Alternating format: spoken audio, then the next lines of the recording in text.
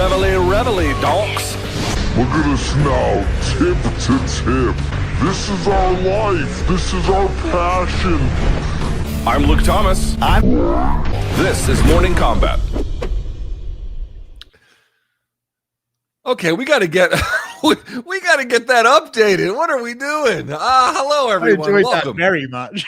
Yeah, it was fine for the first one back without him, without BC, but now it's like, all right, we got to get this updated. All right, welcome everyone on this 16th day of January 2026. My name is Luke Thomas, and welcome to another edition of Morning Kombat. As you can see on the other side of your screen is my friend from the Mac Life, Town Drunk.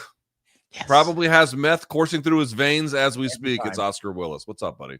Thank you very much for having me. Congrats on the new show and the new format. Obviously, the intro is it's like listening to Brian as if he was here, just voices from the devil. He sounds like the teacher in Charlie Brown whenever he's talking. I just tune him out. You know what I mean? Text me because otherwise I'm not listening. We have a fun show planned for you guys today. Obviously, there still is no MMA. However, that is coming, or no UFC, I should say. And that is coming to a close next week. So we do have some news that we're going to react to here on today's show. We're also going to look a little bit ahead to 2026 for the PFL and a few fun things in between. The third member of the program here is my friend and yours from Long Island. This is where Brian Campbell would bring up the fact that, his dad had a bunch of sex. It's Long Island Luke. I don't think he talked about how he had a bunch of sex. He was horned up, Luke. I mean, you got to get it right. But congratulations to Mr. Long Island. Thank you. Welcome to the program, gentlemen. I want to get right off the bat, Luke, and just talk about our merch really quick because these posters arrived slightly damaged in the mail. So as a result, guys, we're offering them 50% off. When I say slightly damaged, I mean like the edges are bent in the most minuscule way, but I would feel bad selling them full price. So we're offering them for $25 a piece, autographed LT Stranger Danger posters. So please and thank you. Support your boys. That's it. MorningKombat.shop. MorningKombat.shop is the place to be. Long Island, we'll come back for just a second. I want to set up today's show. As I mentioned, we're doing our traditional 5 topics, as well as we're doing a couple of new ones. Why don't you tell the audience what we're doing? Correct. So first new one, we'll call it new in parentheses because I feel like you guys have done this before. Just an old higher or lower. Going to give the boys a couple, random things, some MMA things. Let me know, higher or lower, what would you choose here? All opinion-based.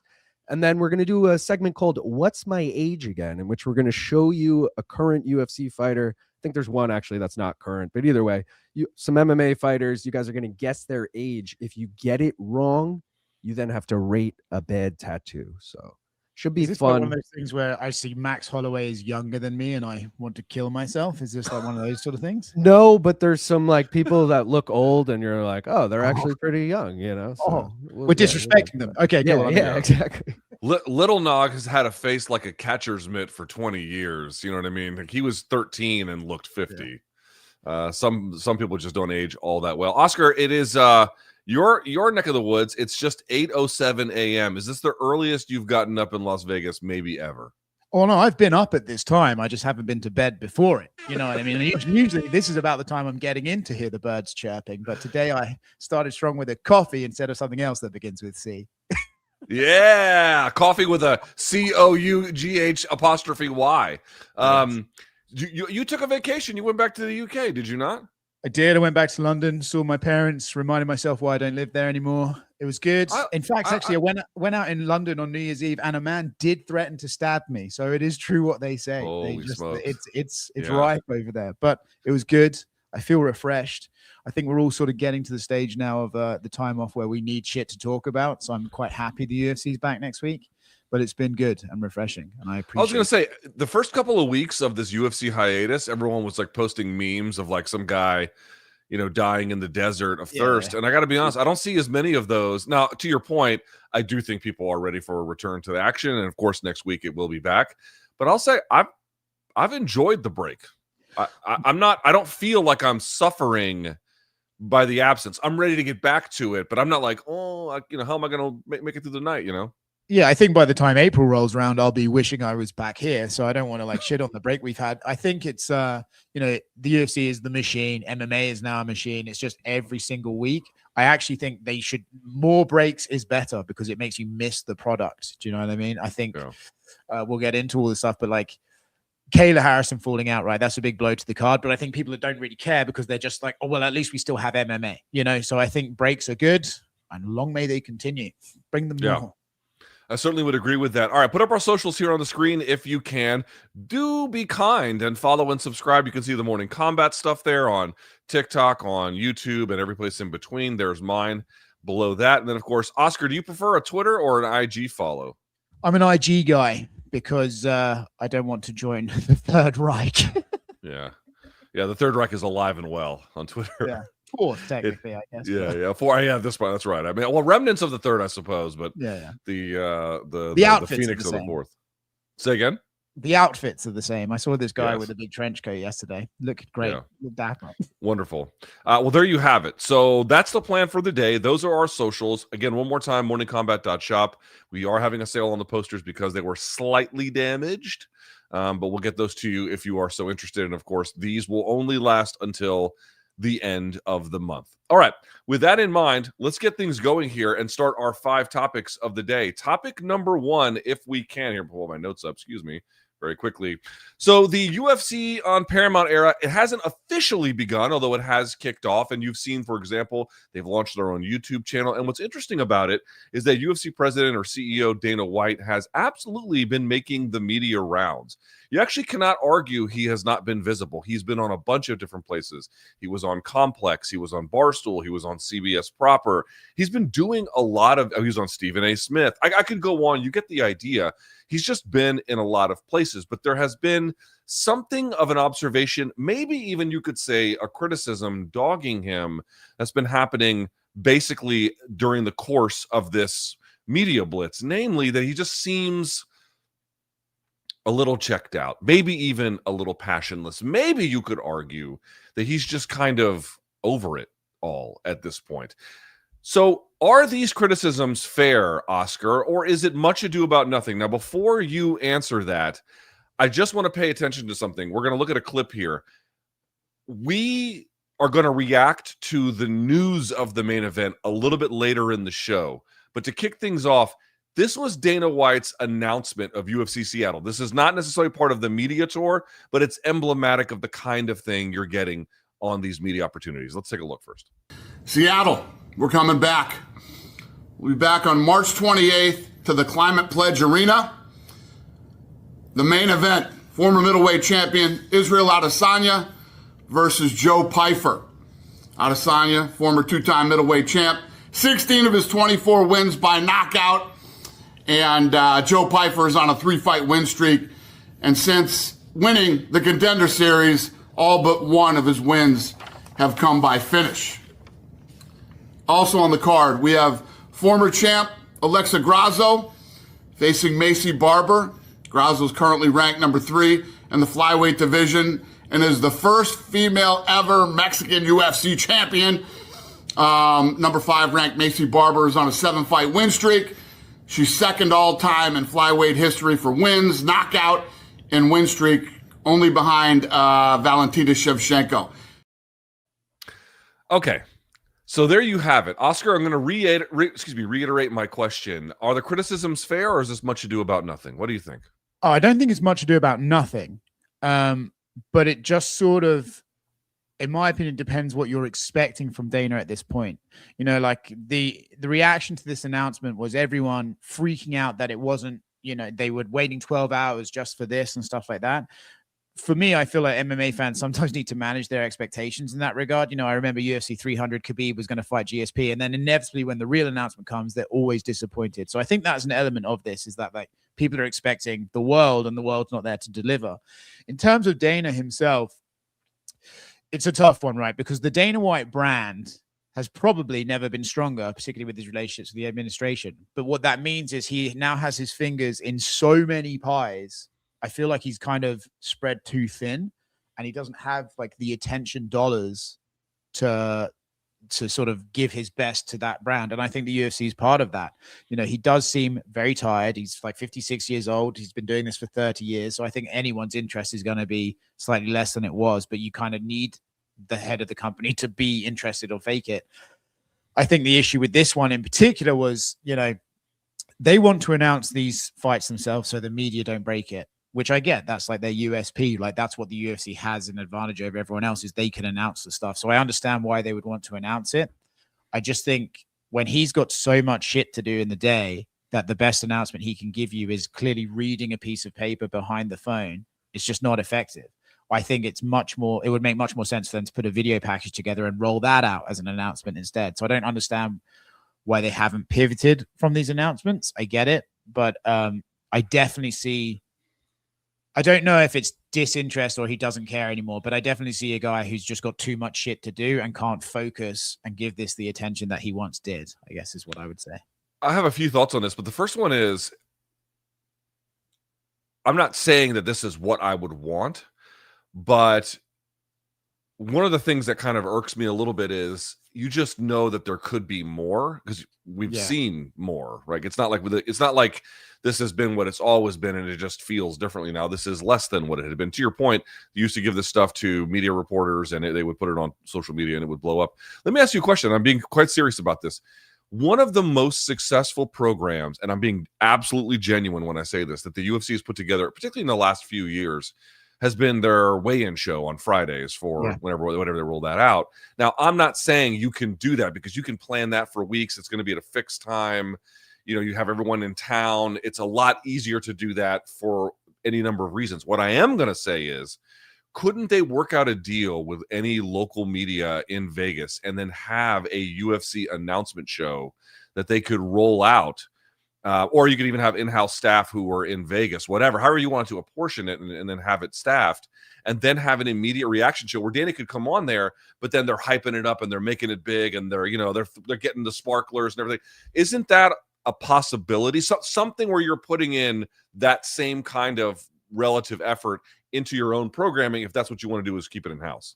Yeah, certainly. Certainly, I don't think they're ever going to give it to the media, but in-house, you would say that's easily doable. I also think while we were just sitting here, I was like, man, it's kind of weird they don't just pre-record a Zoom thing like we're doing right now with Izzy and Joe Pyfer and have them react to the announcement together. You know what I mean? It's not that hard to coordinate. And I understand that sometimes these fights, they announce them basically the moment they're done because they don't want them leaked by the media.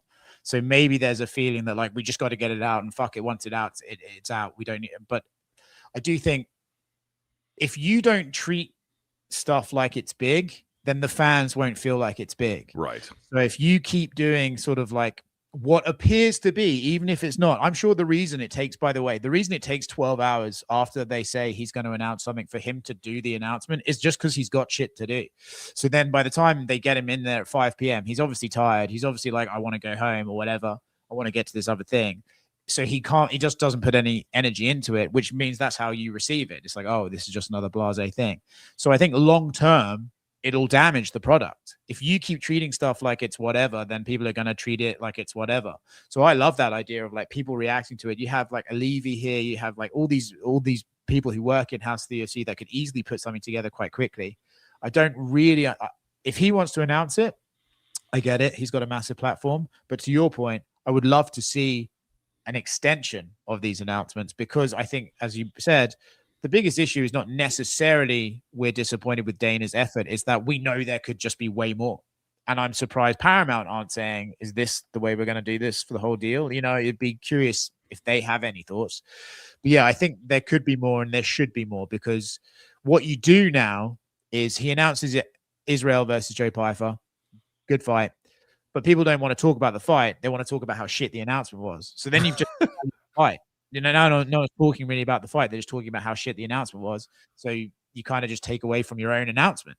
It's like there's no point in doing it, this way. So I'd love to see it change, but I'm not sure if change is. They've got the money. I mean, the money is not the issue. They have the money, but I just think I don't know this to be true, but I get the feeling they really just don't want fights leaked on social before they can do it. Basically. So I think there's an element of like just what is there like, okay, but how do they see that to the best of your assessment? Yeah. Why does the UFC see that so, I don't know if threatening is the word, but what is the harm in their, to the best of your assessment, what is the harm in the media getting it first? I don't think there's any harm because I think once it's out in this day and age, it's ripped by 1,000 aggregate accounts anyway. So you don't even necessarily see it off Dana's social. You just see it through social media. So I actually don't think it matters who gets it first, because it all lends itself to the same thing. I think maybe there's a little bit of an ego thing. They don't, Dana does not love the media, and I don't think he necessarily likes to lose to the media. I think Mr. Helwani had a lot to do with that, with the whole breaking announcements and stuff like that. I don't think Dana ever loved that. So I think there's an element of just he wants to get it out because fuck us. But I think, yeah, it's I don't really understand it, because I don't think it matters at the end of the day. I think if you if you give it to anyone, the end result's the same. Yeah, fair enough. I want to play another clip here in just a second, but one thing that I sort of feel like is just a general observation for me as I evaluate this, it's like I totally understand that the guy has 8 million things going on. Of course he does, right? He, to your point, has. I agree. I don't know if the Dana White brand has ever been higher, or at a bare minimum has been as culturally and in other ways influential as it is right now. It's certainly at a high water mark or pretty close to it. And I understand that will come with some scheduling demands, but it's like at the same time, my read of the MMA fan base is that they're definitely still engaged 100%, but they could use a little bit of a boost, a jolt, some kind of electricity to really, especially as this new era gets going. And what everyone will repeat is that the UFC is the best promotion in the world. And there's certainly an enormous amount of evidence for that. But it's like, I don't, if you can't watch a video like this and be like, this is how the best promotion in the world announces fights. Like how, it can't be both. Right. If you're the best in the world, that's not best in world service quality. That's just not what that is. It's something very, very different. It's my personal opinion, but I just feel like, I don't know. There's a number of answers here, and I would like to see the UFC and or Paramount, particularly in this next 6 months, certainly this whole year, kind of lean into ways to just put in a little bit more electricity, especially given the putative ability of the promotion. Now, if I may, let's move this conversation a little bit forward. This is not a new hit that Dana White is playing, but it is a classic. Play the clip with Dana talking about Volk and Lopez. This is from his Complex interview. You got Volk Lopez 2. Some people, I guess, maybe were questioning why there was a rematch when the first fight felt a little decisive on Volk's behalf. Yeah. If you don't like it, don't watch it. It was just a fight that made sense. We get in that room and we start putting shit together, and should be a good fight. Okay, one more time. A staple, an absolute staple. Yeah, people are being like, how could he say this? I'm like, he's been saying this for 15 years. This is, 1 billion% not new, but it is landing. It appears, this is, again, if you disagree, by all means, tell me, Oscar. It felt like it landed a little bit differently. Not with you or me, two grizzled veterans who've seen this kind of thing a million times, but maybe newer fans, especially given some of the criticisms that, by the way, this interviewer correctly identified that the fan base had expressed, namely, it was kind of one-sided the first time. Why are we doing it so quickly? What do you make of this old chestnut he's rolling out, but maybe why it landed a little bit differently this time? I definitely think he hasn't said it for some years, right? Because I think he usually that quote, that catchphrase used to come out when he did the scrums. They'd do a press conference, then he'd do a massive scrum with all the media, often for like an hour, and that was his go-to. So when I heard it, I actually laughed. I was like, "Oh, there it is." Haven't heard that for a while. What's actually funny is when he used to say it, I used to get really confused. Like, if you don't like it, don't watch. I was like, well, you're selling a pay-per-view. You need them to want to watch it to make money. Now they actually don't. It's part of your package. They probably don't give a fuck if you watch it anymore. But it's just sort of part of Dana White's like standard defiance. Why it's landed differently, I think, is a kind of a sign of the turnover of fans we've had. I think a lot of people who used to watch this have probably moved on. And I think a lot of younger guys have come in. So maybe they haven't heard it before, but that is by no means, as you said, a new one. That's an old stat. I actually can't believe it's been so long since we've heard that. That used to be a regular. Yeah, that was a regular, especially like in the Fox days when the matchmaking and the calendar really expanded in a noticeable way. And people were like, why are they going to Uberlandia, Brazil? And why the hell are these? And he'd be like, if you don't like it, don't watch. And I'd be like, I don't know if it's a good idea, but then to the point of the UFC's success at that time, it didn't. I mean, if there was an effect by Dana White saying, if you don't like it, don't watch, I couldn't find one. I mean, maybe, yes, some events did well, some events did not do so well, but, there really was no way to tell. They seemed kind of immune from the pressure. And it's a weird moment because now we're in a place where they have an enormous amount of money coming in. They're in a premier network. In some ways, MMA has reached a level, again, in conjunction with Dana White's brand, a level of cultural ascendancy that I've never seen. At the same time, there is this consternation. I think what you picked up on is, Oscar, the same thing I did as well, which is this is the reason why it landed differently is because there's been enough fan turnover that the relatively newer audience that's been watching probably for years, as you indicated at this point, but hasn't really heard Dana talk about it in this way. Also, Dana doesn't do a lot of pre-fight media. He does pre-fight media, but he doesn't do a lot of previewing, sitting down with podcasts. He more does in between fights, kind of talking about news, but not really in the lead up to a fight. Here's me promoting it in that kind of a way. So I think this landed differently because it landed new for a lot of people. They were like, oh, I've never heard this before, but it is absolutely a storied refrain. I guess my only takeaway from this would be, I don't mind, Oscar, if he actually says, hey, if you don't want to watch it, don't, or whatever. But he also used to do something else. And Dennis from Submission Radio pointed this out to me, and he's right.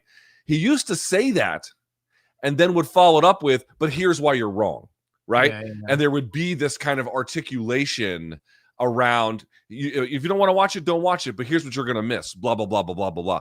It's that second component where it's like, oh, we all got in a room and this is what we came up with. Okay. What is the logic? At a bare minimum, Oscar, would you not agree that if a similar kind of situation was, or question, or some kind of framing was posed to Eddie Hearn, Eddie will spar with you, will he not? Oh, actually, Eddie, I have admired Eddie's ability to, when you say, sometimes these guys who interview Eddie say, promote the card, and he will go on an impassioned rant about the narrative of every fight down the card off the top of his head. And I think it's been in a way, Dana's not a promoter anymore in the way that I don't feel like Dana promotes the fights like that. He doesn't go, fucking Kayla Harrison, double Olympic champion, gets a teammate, Amanda. He doesn't really get into the nuts and bolts of it. Dana's more of an overseer of the area that is MMA. You don't really get Dana getting into the nitty-gritty of fights anymore. And that's a shame, because I used to enjoy that when he did. And I thought he was very good at that when he was passionate about the particular fights itself. Now, back to going, he's just got too much shit on his plate. It's like, you can't, even when you interview Dana, you can't ask him stuff like, when's Kamaru Usman going to get booked? He doesn't know. He's not in that level anymore. He's just over the top of it all. So he's more, in my opinion, of a figurehead or face of the company than he is a promoter at this stage. And there is a difference between those two. Like, if you look at Eddie Hearn and the way he gets down, and he's trying to sell you this fight. Dana's not trying to sell you anything. Dana's just trying to tell you, hey, it's on Saturday. It's kind of a different thing now, I think. Yeah. And he oversees the brand quality as it relates to the broadcast or, other ways. But he's not out there here's why Lopez has a great shot against Volk. And if it doesn't have to be Dana, then it doesn't have to be Dana. But it should be somebody. That job needs to get done, whether it's Dana or somebody else. I feel like it's missing. All right, last but not least on this, quickly, this is Dana talking about Arman Tsarukyan. I'm not sure the relevance here, but let's take a look. The main event, I feels like a little bit controversial. Paddy Pimblett, Justin Gaethje. What's controversial about it? I think a lot of people feel like Arman should have been Tsarukyan. Yeah. Tsarukyan's got to work his way back up there, man. Tsarukyan's had opportunity. He didn't take it. I know. Obviously, he had the fight in L.A. or didn't have the fight in L.A. I have to be able to count on somebody if somebody's going to fight for a world championship. You got to be able to count on them. It's like the whole John Jones thing right now, What does it look like when you say he's got to work his way back up? What does that look like? Well, he just fought this last fight he won. Yeah. Almost headbutted him in the face and almost blew the fight by headbutting him in the face at the weigh-ins. We'll see. If he didn't have that missed, weight at LA, do you think that he would have been the man? Well, he would have had the fight. Yeah, that's true. He would have fought for the title. We wouldn't even be having this conversation. That's very true. It's not like he hasn't had the opportunity. Yeah. Be one thing if he hadn't had the opportunity. There was a time when Bilal Muhammad had won so many in a row. Yeah. And Bilal was like, how many fucking fights do I have to win to get a title shot? You know what I mean? It's not like that. All right, so this was better as just a promotional effort. He at least gave an argument for what he believed very quickly on the merits of it. By the way, I don't think Dana is all that wrong for being like, oh, Saryukian headbutted a guy. I don't know if we can trust this Jamoke. It's like, I don't think that's an idle concern. And all punching fans, and we all know the situation at that point. I don't know what the remedy is, because I think one promoter holding both rank and title, and then the ability to punish for what they see as, unprofessional behavior is just too much power in the hands of one entity. But nevertheless, like, I sort of get the concern. Here's the thing I could just come up against real quickly on this one, Oscar, is he's like, oh, he has to work his way back up. He's already number one. I looked this up. Bilal was not number one until he ended up fighting. Like, it's he only carried the number one ranking into a fight when he fought Edwards. Saryukian has been that one, remains that one, maintained it by beating Hooker. There's nowhere else to go. I understand. I genuinely mean it when I say, especially when it makes the John Jones comparison, like, these fucking guys are not reliable. Okay, I'm not opposed to that argument. I just don't understand what the remedy is here. Yeah, well, it's actually funny. As I was watching that, I don't think he's playing 4D chess, but ironically, has Arman Saryukian's brand ever been better, or has he ever had more sympathy from the fans? Like, right now, I see Arman everywhere. He's doing these live streams. Everyone thinks he's being fucked over. In a way, they're accidentally promoting him more than they ever did. Like, I think when he was about to fight Islam, I think people were like, good fight, not a lot of narrative, not very exciting, like, build up. Now, I guarantee Arman's next fight's a bigger fight than it would have been, because people, and it happened with Bilal, like, with all due respect, no one was like clamoring for like Bilal to fight for the title. But when they felt like he was being unfairly treated, people got behind him, and people are getting behind Arman. So I'm not saying the UFC are deliberately shitting on the guy to help that, but it's a nice little silver lining for the guy. As far as the remedy, he's kind of in a really tough spot, because obviously the winner of this fight next week has to fight Ilya. So Arman's going to be sitting out. The only guy I think Arman hasn't really fought, would be available to him is Gamrot, which obviously, like, what's his incentive to do that? He's done that before. So I don't know what Arman's solution is, unless maybe Ilya moves up and then him and Paddy have already built up something. But in terms of it, to your point, like, it must be quite hard for him. Here's how I feel. It's quite hard for Arman, because he doesn't know what he has to do to get out of this black hole he's in. But then he does things like headbutt Dan Hooker at the weigh-in, and you think, oh, motherfucker, you're going to stay in there until you learn. So it's kind of catch-22. Like, every time he should be getting out of it, he fucks it up for himself. So maybe anger management, maybe calm down, and then we'll see. Also, stop eating like pre-weight loss surgery Lizzo. Like, why are you doing this? That's very weird, right? It's like, here's him eating. It's like, this is a rare condor egg. By eating this egg, he'll actually eliminate the species from the earth. And it's just him eating it in gobs. And it's like, okay, I don't know. I'm not sure what that is. All right. Topic number 2, if we can. Now, we do stay with what I would consider to be something of a disappointing announcement. But again, on some level, it's the sport. What can you do? Namely, Kayla Harrison, the UFC women's bantamweight champion, was scheduled to face Amanda Nunes, and they were calling it the biggest women's fight of all time. I don't know if it's that, but it was certainly a very, very important fight, and at a bare minimum, arguably, if not maybe unambiguously, the very best women's fight that can be made right now in all of the sport. It's certainly in that conversation, but she had surgery on her neck, and her fight with Amanda Nunes is off. It's been postponed. Here's a tweet from ESPN MMA account, which, by the way, they're still alive, Oscar. I had no idea that this account was still being used. But as you can see here, she's out, and they say, quote, Harrison required surgery this week to repair herniated discs in her neck, according to a report by the Eagle Tribune. The UFC has not announced if or when the championship fight will be rescheduled. We do have Kayla. We're not going to show the whole thing, but we got about 20 seconds of her from the hospital bed in a neck apparatus talking about her situation. Let's roll the tape. I had to have surgery on my neck yesterday here in New York City with the specialist, Dr. Kim.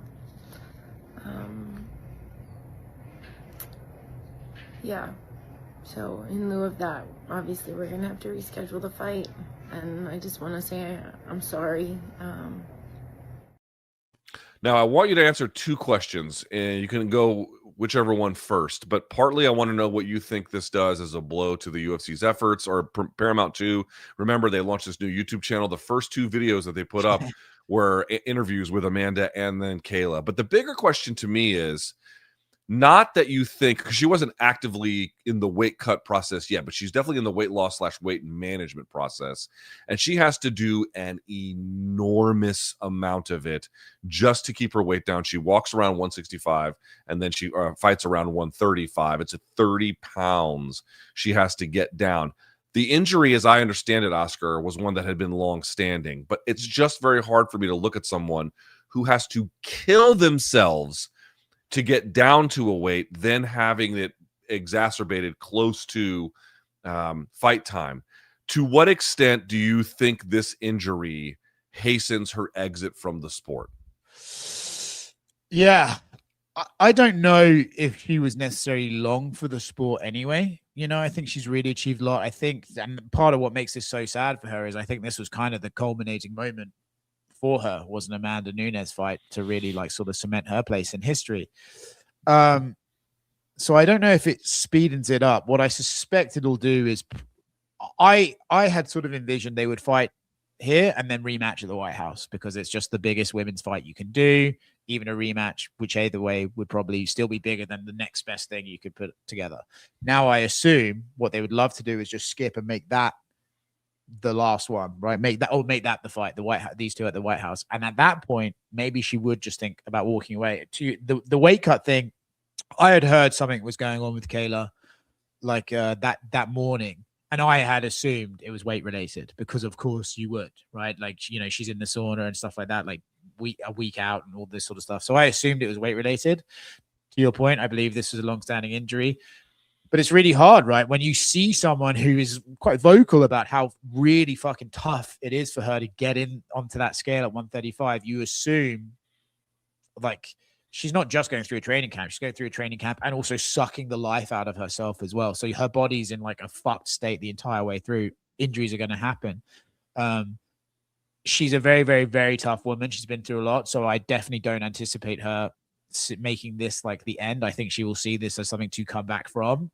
But I mean, I'll share this anecdote. It's a bit like, after she won her last fight, I was in the elevator at my hotel and her parents got into the elevator and they said to each other, just one more. And they were talking about a Nunes fight. And I said, well, they didn't even know who I was. And I said, oh, hey guys, she'll have to do a rematch. And they went, okay, 2 more. So clearly it's a topic. So I wonder if maybe it won't speed up because she can't do it anymore, but it will speed up what better way to go out than at the White House is my sort of anticipation on it. I mean, I think she's physically, again, both in the present moment, but then accumulatively, I think she's in a place where if someone said, could you even, like, I mean, forget the opponent, you can have as much time as you want. Could you physically even do this 3 more times? I don't know how that could even possibly be yes. 2 would be like the max, right? You could imagine she would have the comeback fight and then maybe 1 more after that. Yeah. I just could not imagine 3 more weight cuts like this. Dude, but then again, it like, to your point, like say she beats Amanda at the White House, why do it again? Like right. who would unless, and this is like fucking fantasy land. Like apparently Ronda is coming back and doing something this year, not necessarily with the UFC, but if Ronda is coming back, maybe you could somehow get that. That's worth cutting down to 35 for, right? A fight with Ronda Rousey for sure. Other than that, what, Pena? Like why bother? For what? Yeah, for what? Like There's no point. It means nothing. So I think her exit is going to be this year no matter what. And I honestly feel like even if there was, again, to your point about like, oh, what if Gaethje wins and then they offer him McGregor at the White House? Yeah, okay. Like there, like strange things can happen like that if the name on the other side of the ledger is big enough. But absent some kind of black swan or Hail Mary kind of opportunity, I think this is it. I don't see how she goes past it. She is literally falling apart based on what she has put herself through to even get to the finish line. Her body will not let her do this for much longer. And again, understand she was getting her body in the process. She didn't go through the weight cut, but she's been doing the weight management. She has to ramp up again once she comes back from this. So that would be 2 of those in this year, basically, no matter what. Like, no, it just can't happen. Now, you kind of talked about this previously, Oscar. You don't think it's necessarily a big blow to their first efforts. I guess well, tell me why you think that. Well, I just think the UFC has established itself as a machine, right? And to their credit, when stuff happens, they just keep rolling with the punches. And so I think they've kind of conditioned fans to do the same. You know, it's Harmer, the boxer, just pulled out and they had to cancel the whole card. That's never going to happen with the UFC these days. You know, the machine keeps rolling. Even if the replacement fight they do doesn't necessarily make sense, they find a way to keep it rolling. So I think fans are conditioned to be like, oh, the fight's cancelled. Oh, that sucks. Next. You know, I think people in MMA are conditioned to just accept that fights fall out. So I don't necessarily think it's a blow to them. Curious. I mean, welcome to MMA, Paramount. You know, this is pretty classic. So enjoy that. And it's part of the shitty side of the sport. But I think maybe if this was the fight they built the entire card around, that probably would have been a disaster. But I think the card's actually very strong. I think you have a good, an interesting title fight with Paddy and Justin interim. So I think they'll get away with this one. But if they had built the whole card around it, I think that probably would have been a real fucking disaster. But then again, then they'd go out and pay someone really loads of money to step in and fight on short notice, you know? So they would have figured it out anyway, probably. But yes, I think they'll get away with this one.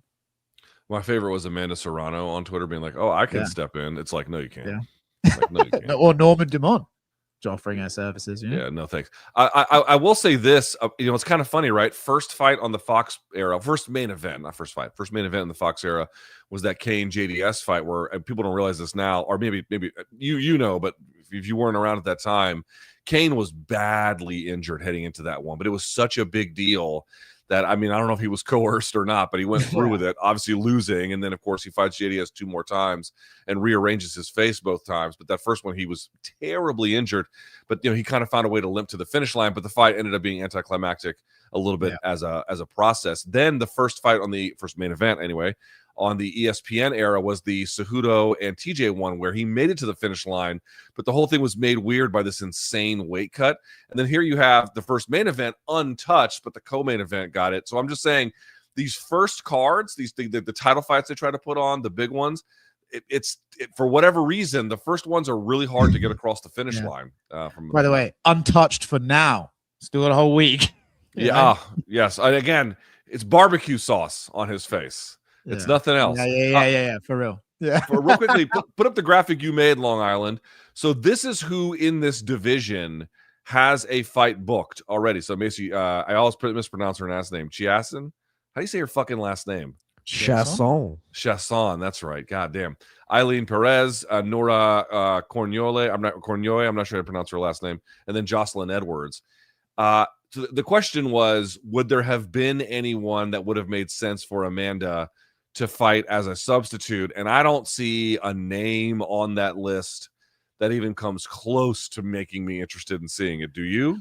Well, I mean, no, for a start. Yeah, but the only thing I would be like, okay, for Amanda's decision is, okay, am I going to be out for 2 years and fight Kayla, or am I going to be out for 3 years and fight Kayla? And is there a variable difference that I want to mitigate by taking a fight in the meantime?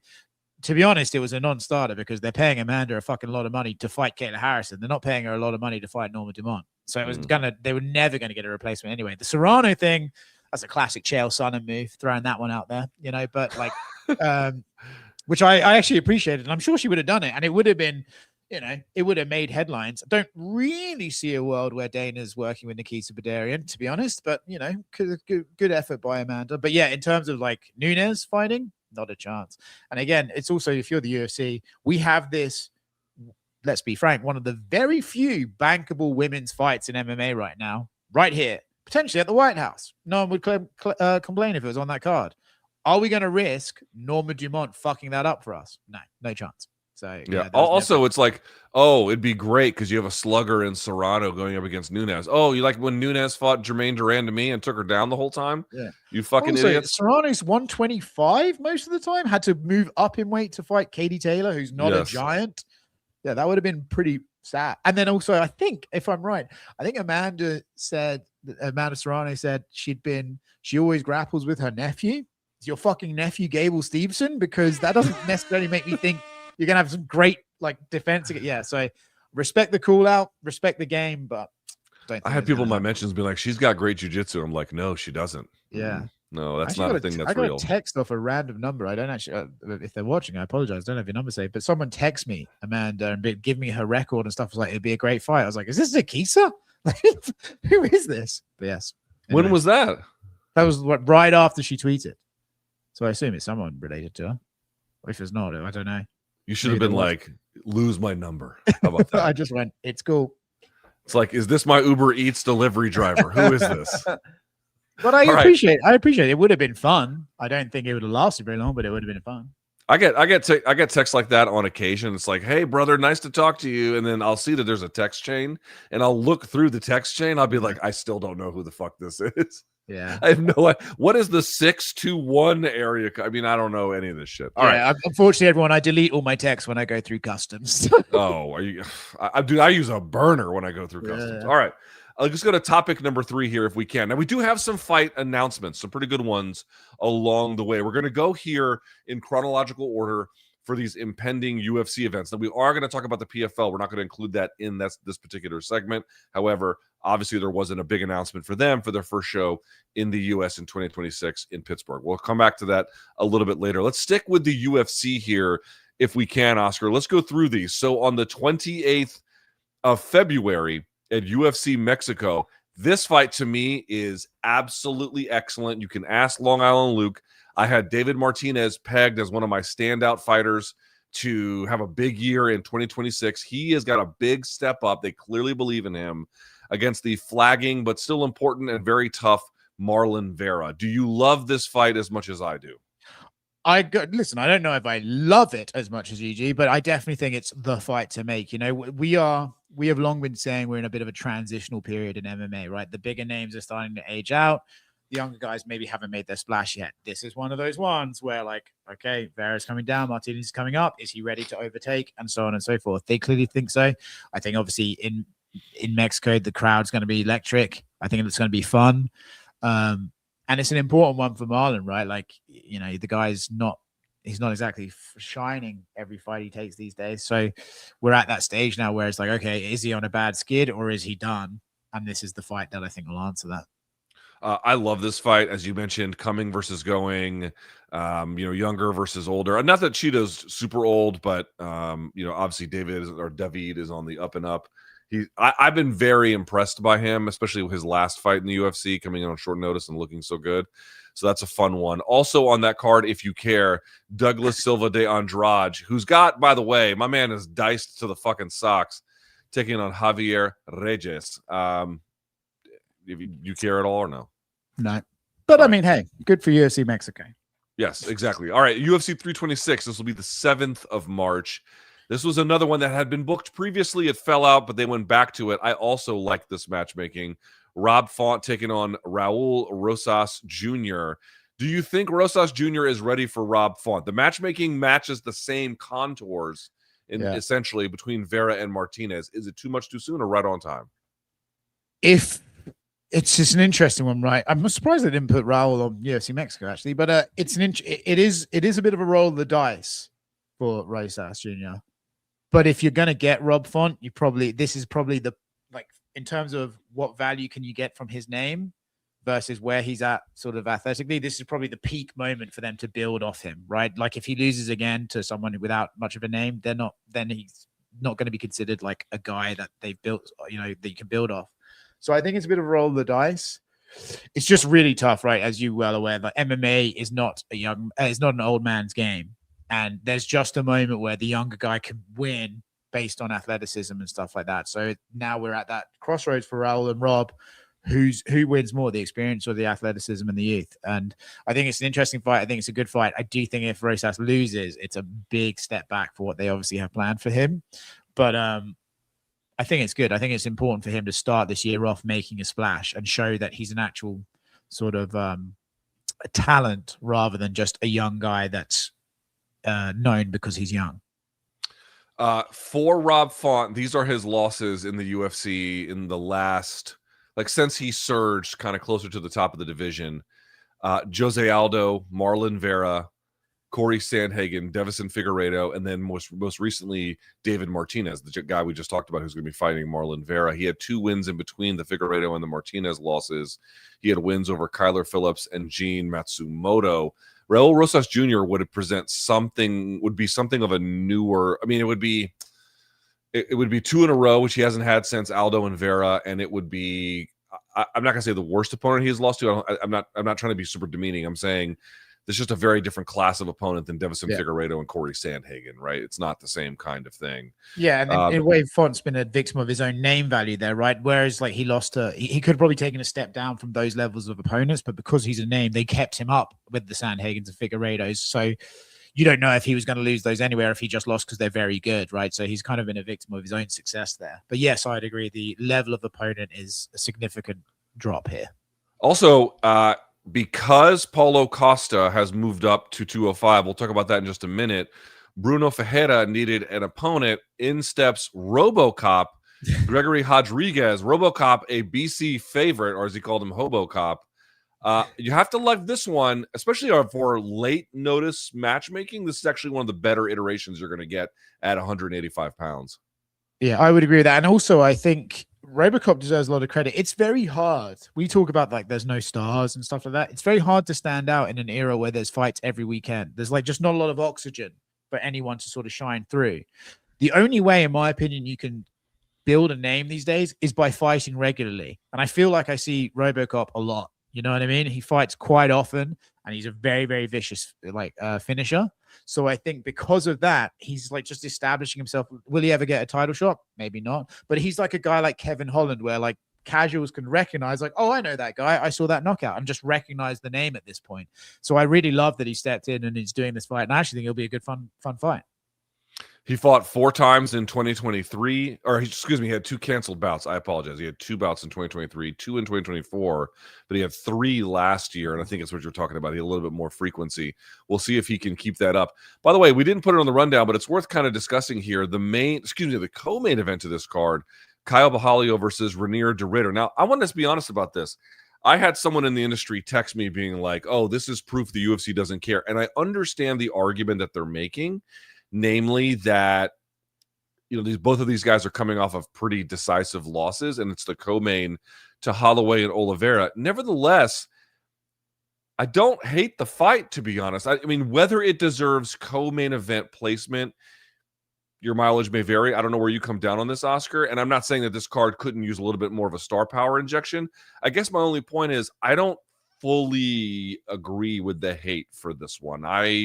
There's a huge opportunity for redemption for whoever wants to grab that, and that's worth acknowledging here.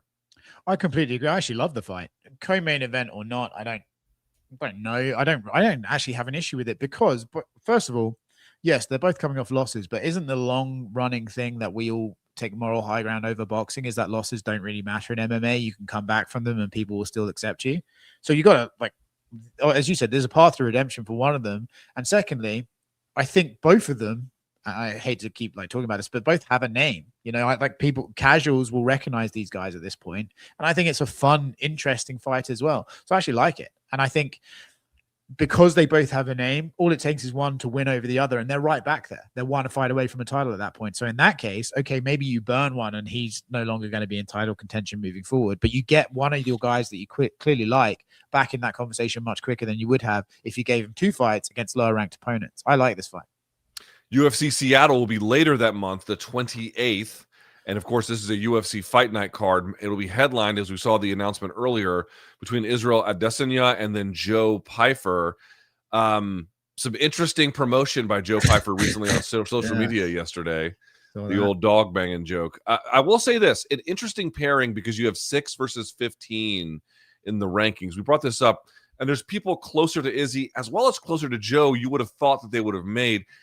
True or false, part of the reason Joe Pyfer is getting this opportunity, I said part, not the full explanation, but part of it, is that the UFC really wants to promote Americans. You've got a 29-year-old heavy hitter in Joe Pyfer. Raw, certainly not the accomplished middleweight that Izzy is. Izzy's much older.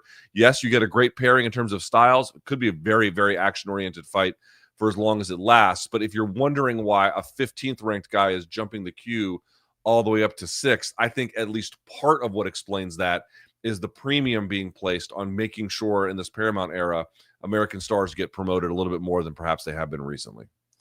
Yeah, I saw your live chat where you said about that. I thought that was really interesting. And I think there's probably some credence to it. I also, again, it's hard to know because it's just looming in the background how much sort of real estate they're putting on that White House card and how much like super Americana guys they want to get on there. Joe Pyfer would fit that bill. So I wonder how many of the early matchmakings they're doing with the idea that like, okay, if Joe wins here, he can turn around for June. But to your point, yes, I think Joe's also a guy they like Dana loves. Like, in fact, going back to the announcement he did, when he said Joe's name, he actually smiled during that video. You know, he loves Joe Pyfer. So I think there's probably multiple elements at play here. One, young guy, older guy. Can we give someone a bit of a shine? 2, American, and 3, like, I think it is a fun matchup as well. So I'm sure there's a lot of elements that went into it. But yes, I don't think you could rule that out, that there's you win early. If you're American and you win early this year, you're going into a lottery to fight on that card in June. So I think that's probably a lot of their motivation.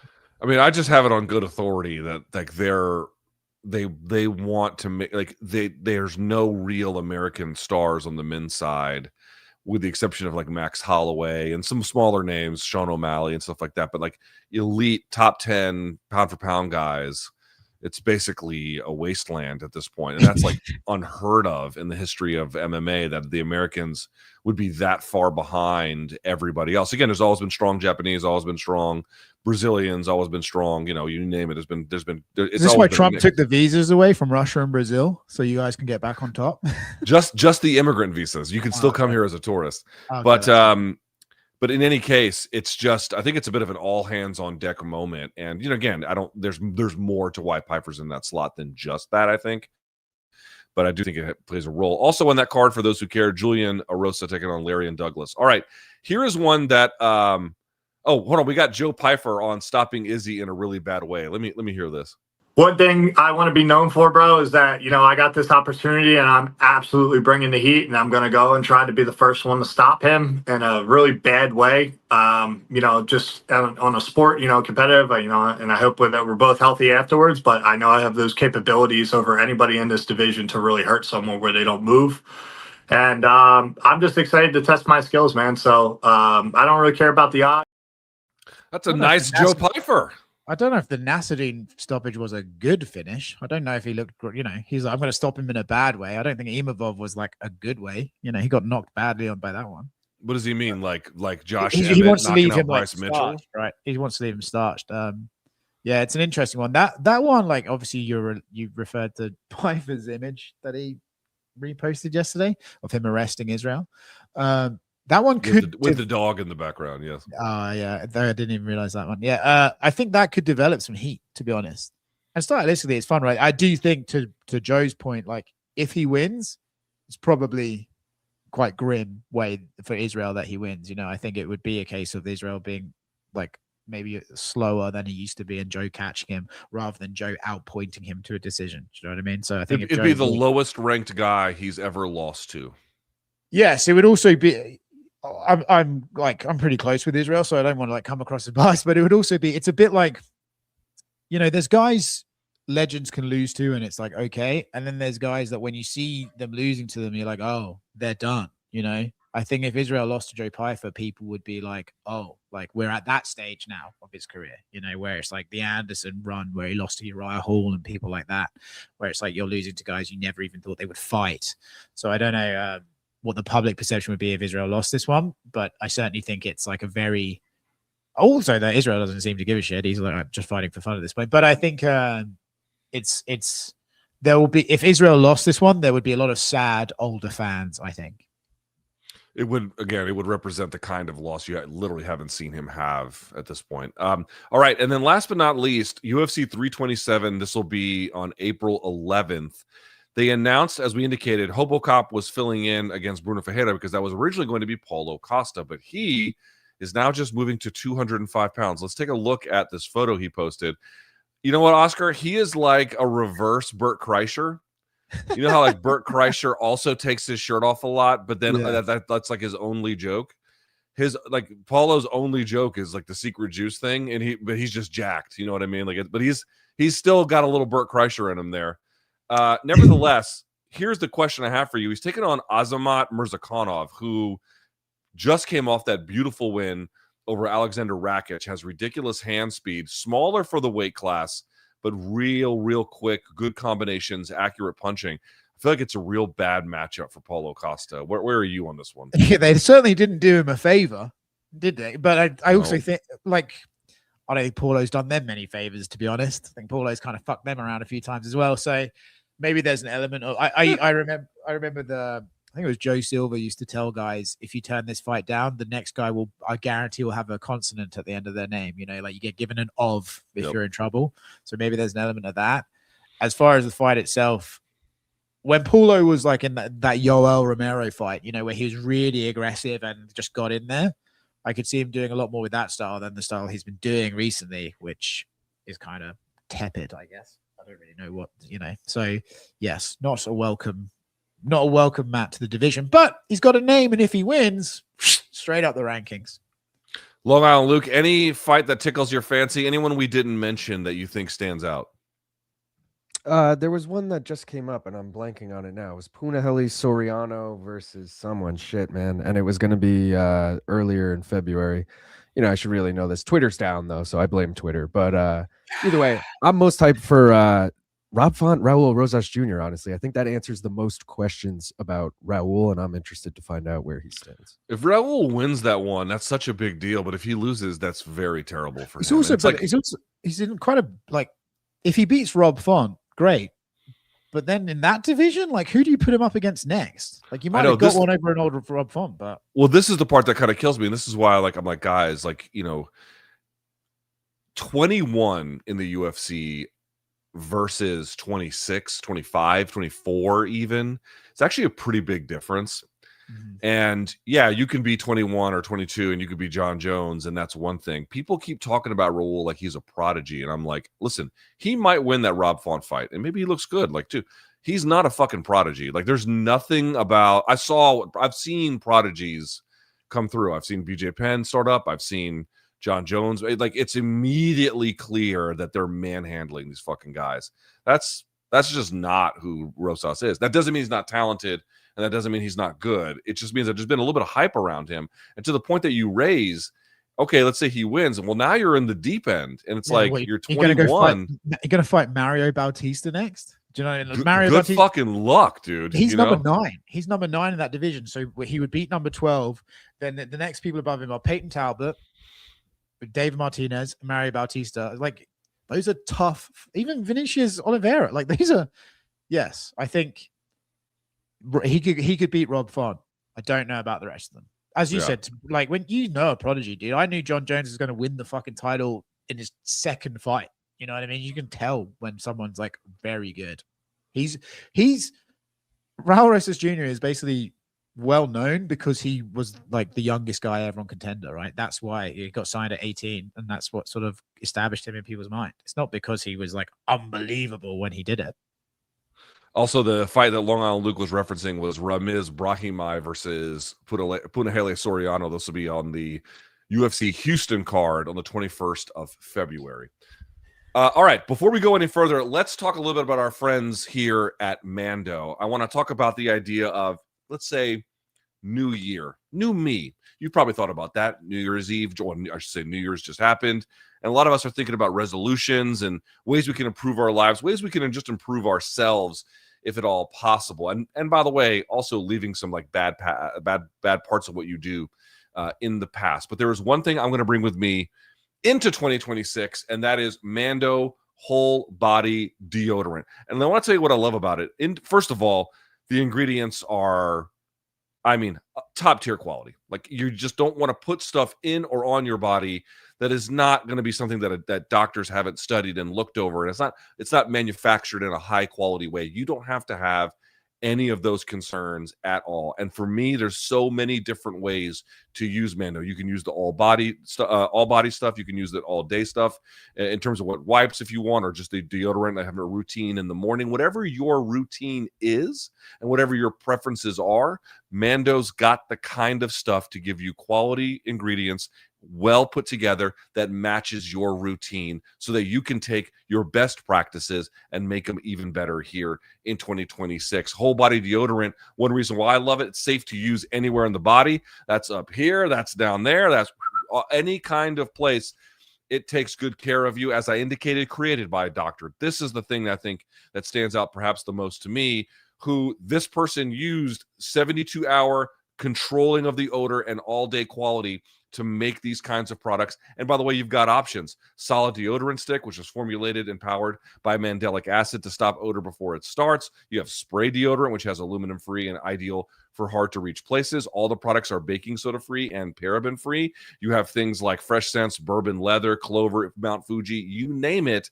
They've got variety. And as I said before, clinically proven to control odor better than shower soap alone. 12 hours after shower, the average man's odor level was a 5 out of 10. With Mando, it's back down to 0. So here's what I'm going to ask you guys to do. Some men mask their BO scents. Mando men get the job done right. Don't mask it, Mando it. Available in retailers near you, or head to shopmando.com, because for a limited time, new customers are going to get 20% off site-wide with our exclusive code. Use that code COMBAT, that's combat with a K, at shopmando.com for 20% off site-wide plus free shipping. Again, it's code COMBAT at shopmando.com. 20% off site-wide, free shipping. Please support the show and tell them we sent you. Mando's got you covered. Deodorant plus sweat control. Say goodbye to sweat stains and say hello to long-lasting freshness. Big thanks to our friends over at Mando. Oscar, let's go to topic number 4.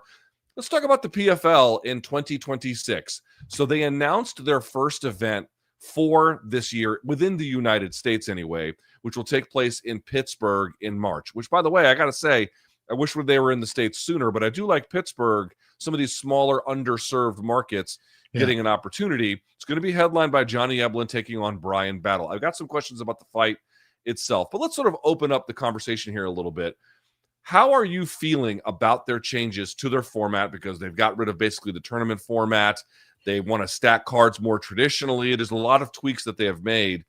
And what do you think their chances for success are ahead of TV deal negotiations with ESPN? Now, before you answer, let's take a look at Jonathan Martin, who I think is now the CEO of the company, announcing this PFL Pittsburgh event.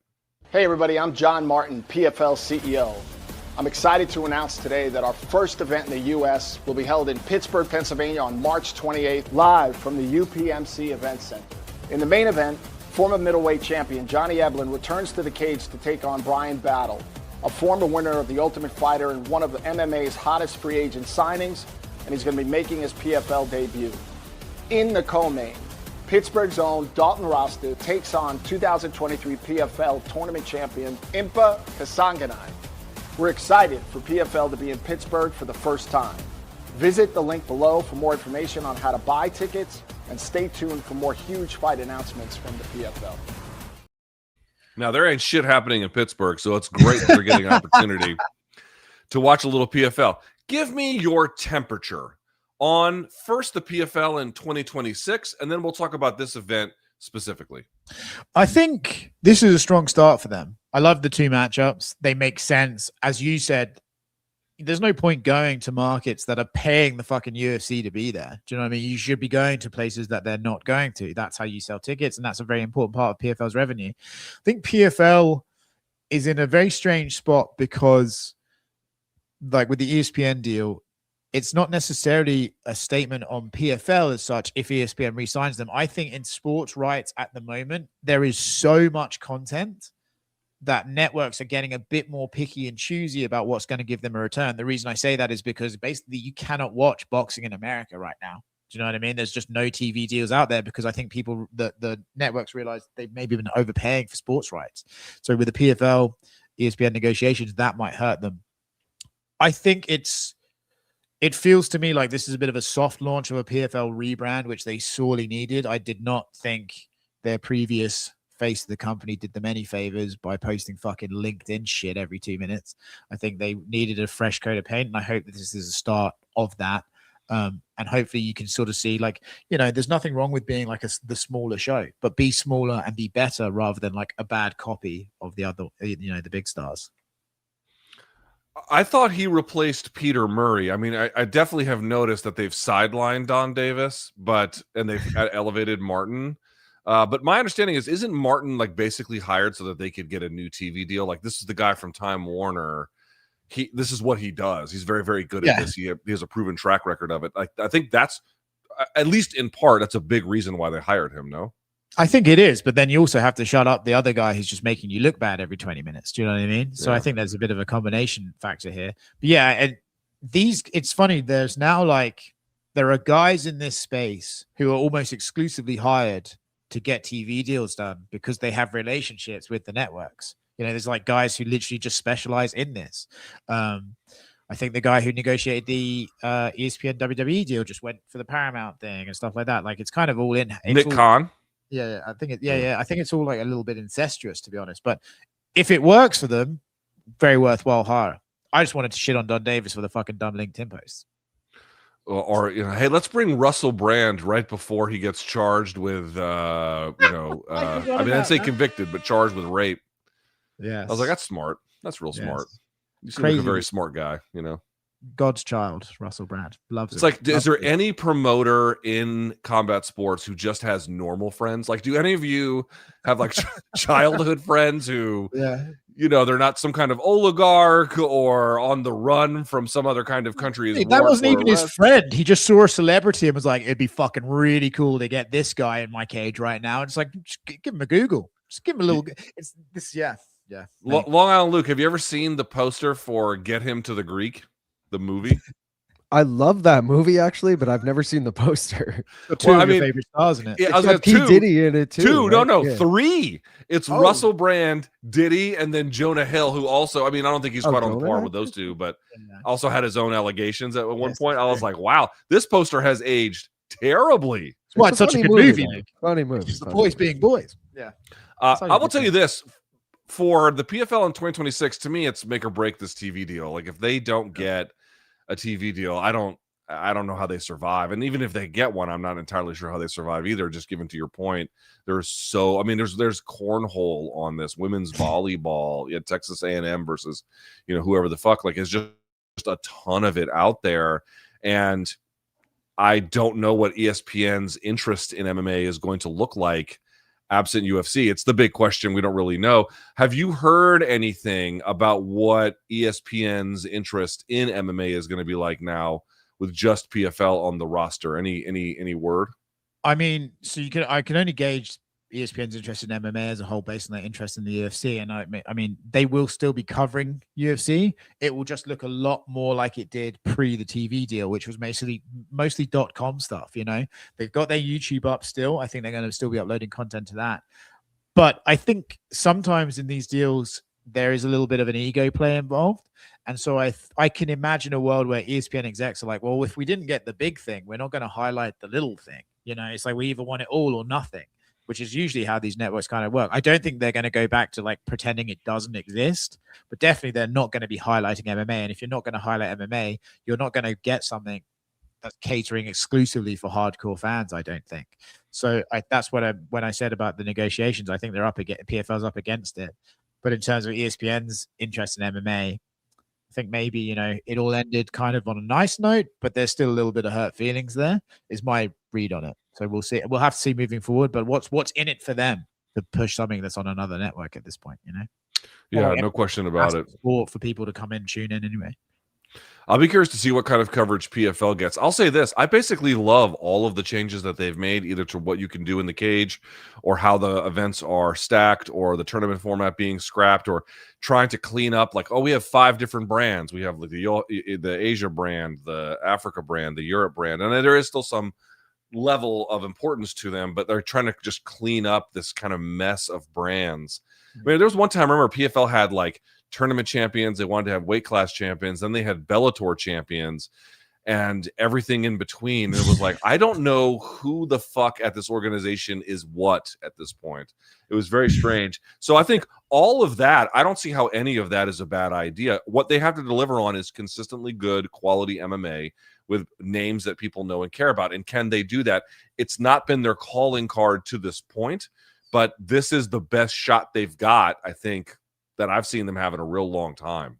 Yeah, you just got to keep it simple. Like this is like you just like if we've all complained about boxing having too many belts and stuff like that. When you have PFL, PFL Africa, PFL Europe, it just gets convoluted, and people's reaction to that is not like I better deep dive and learn this shit. It's oh fuck it, I don't want to hear about any of it then.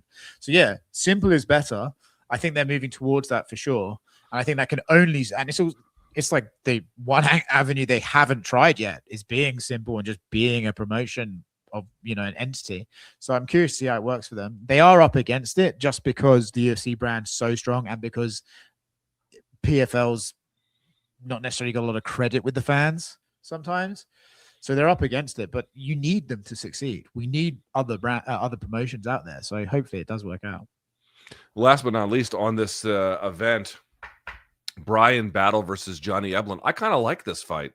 People were saying, shouldn't it have been a title fight for their first fight in the States? And I kind of do agree it to the extent that there was a way to do that. They probably should have done that. Nevertheless, Eblen, former champion, just re-signed with PFL, even though he had lost to Costello Van Steenis. Brian Battle had that one win in dirty boxing after being cut from the UFC. Fans, it's interesting. Brian Battle is more of importance to the fans than I would have expected someone who's basically outside the top 15 to be. 2 wins in dirty boxing. Excuse me. I said 1 win. It's actually 2 wins in dirty boxing. But he's a little bit more popular than when folks that I'm a little bit surprised by his popularity. Nevertheless, having paid attention to the promos he cuts and the ways in which sort of he gets attention, good signing for PFL. Seems like it could be a pretty good fight. Although I expect Eblen's wrestling will probably win the day. How do you size these two up?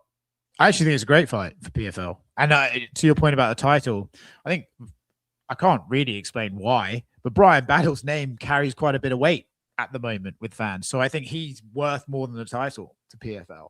So I think it's a great main event to kick it off. As far as the fight, you're right. I think the grappling will probably play a big factor. But definitely there's like something interesting with, I think, as I said about Arman earlier, like the UFC is such like the corporate overlord that people just kind of hate on them and hate them. So when a fighter is sort of against the UFC or treated like in a negative way by the UFC, fans kind of almost automatically support that guy. And I think Brian's right in that. You know, he got cut from the UFC. Obviously, he missed weight and shit, but I think people sort of attracted to him. And then to your point, his own promotional style is very sort of like unique to Brian Battle. So I think he's actually got himself a little bit of a following. And if he wins here, probably could be one of their biggest stars. I love this. I love them going to Pittsburgh. If there's a way to go, I'd love to try. I give Pittsburgh shit because it is, well, it's Pittsburgh, but it's got a little bit more. You ever had their sandwich, their Promontes sandwich? You ever been there? I actually, to be honest, I was just sitting here thinking, I've traveled so much now. I actually don't remember where I've been. So I don't know if I've been to Pittsburgh or not. And that's not even a joke. Where is Pittsburgh? Yeah, that sounds about right.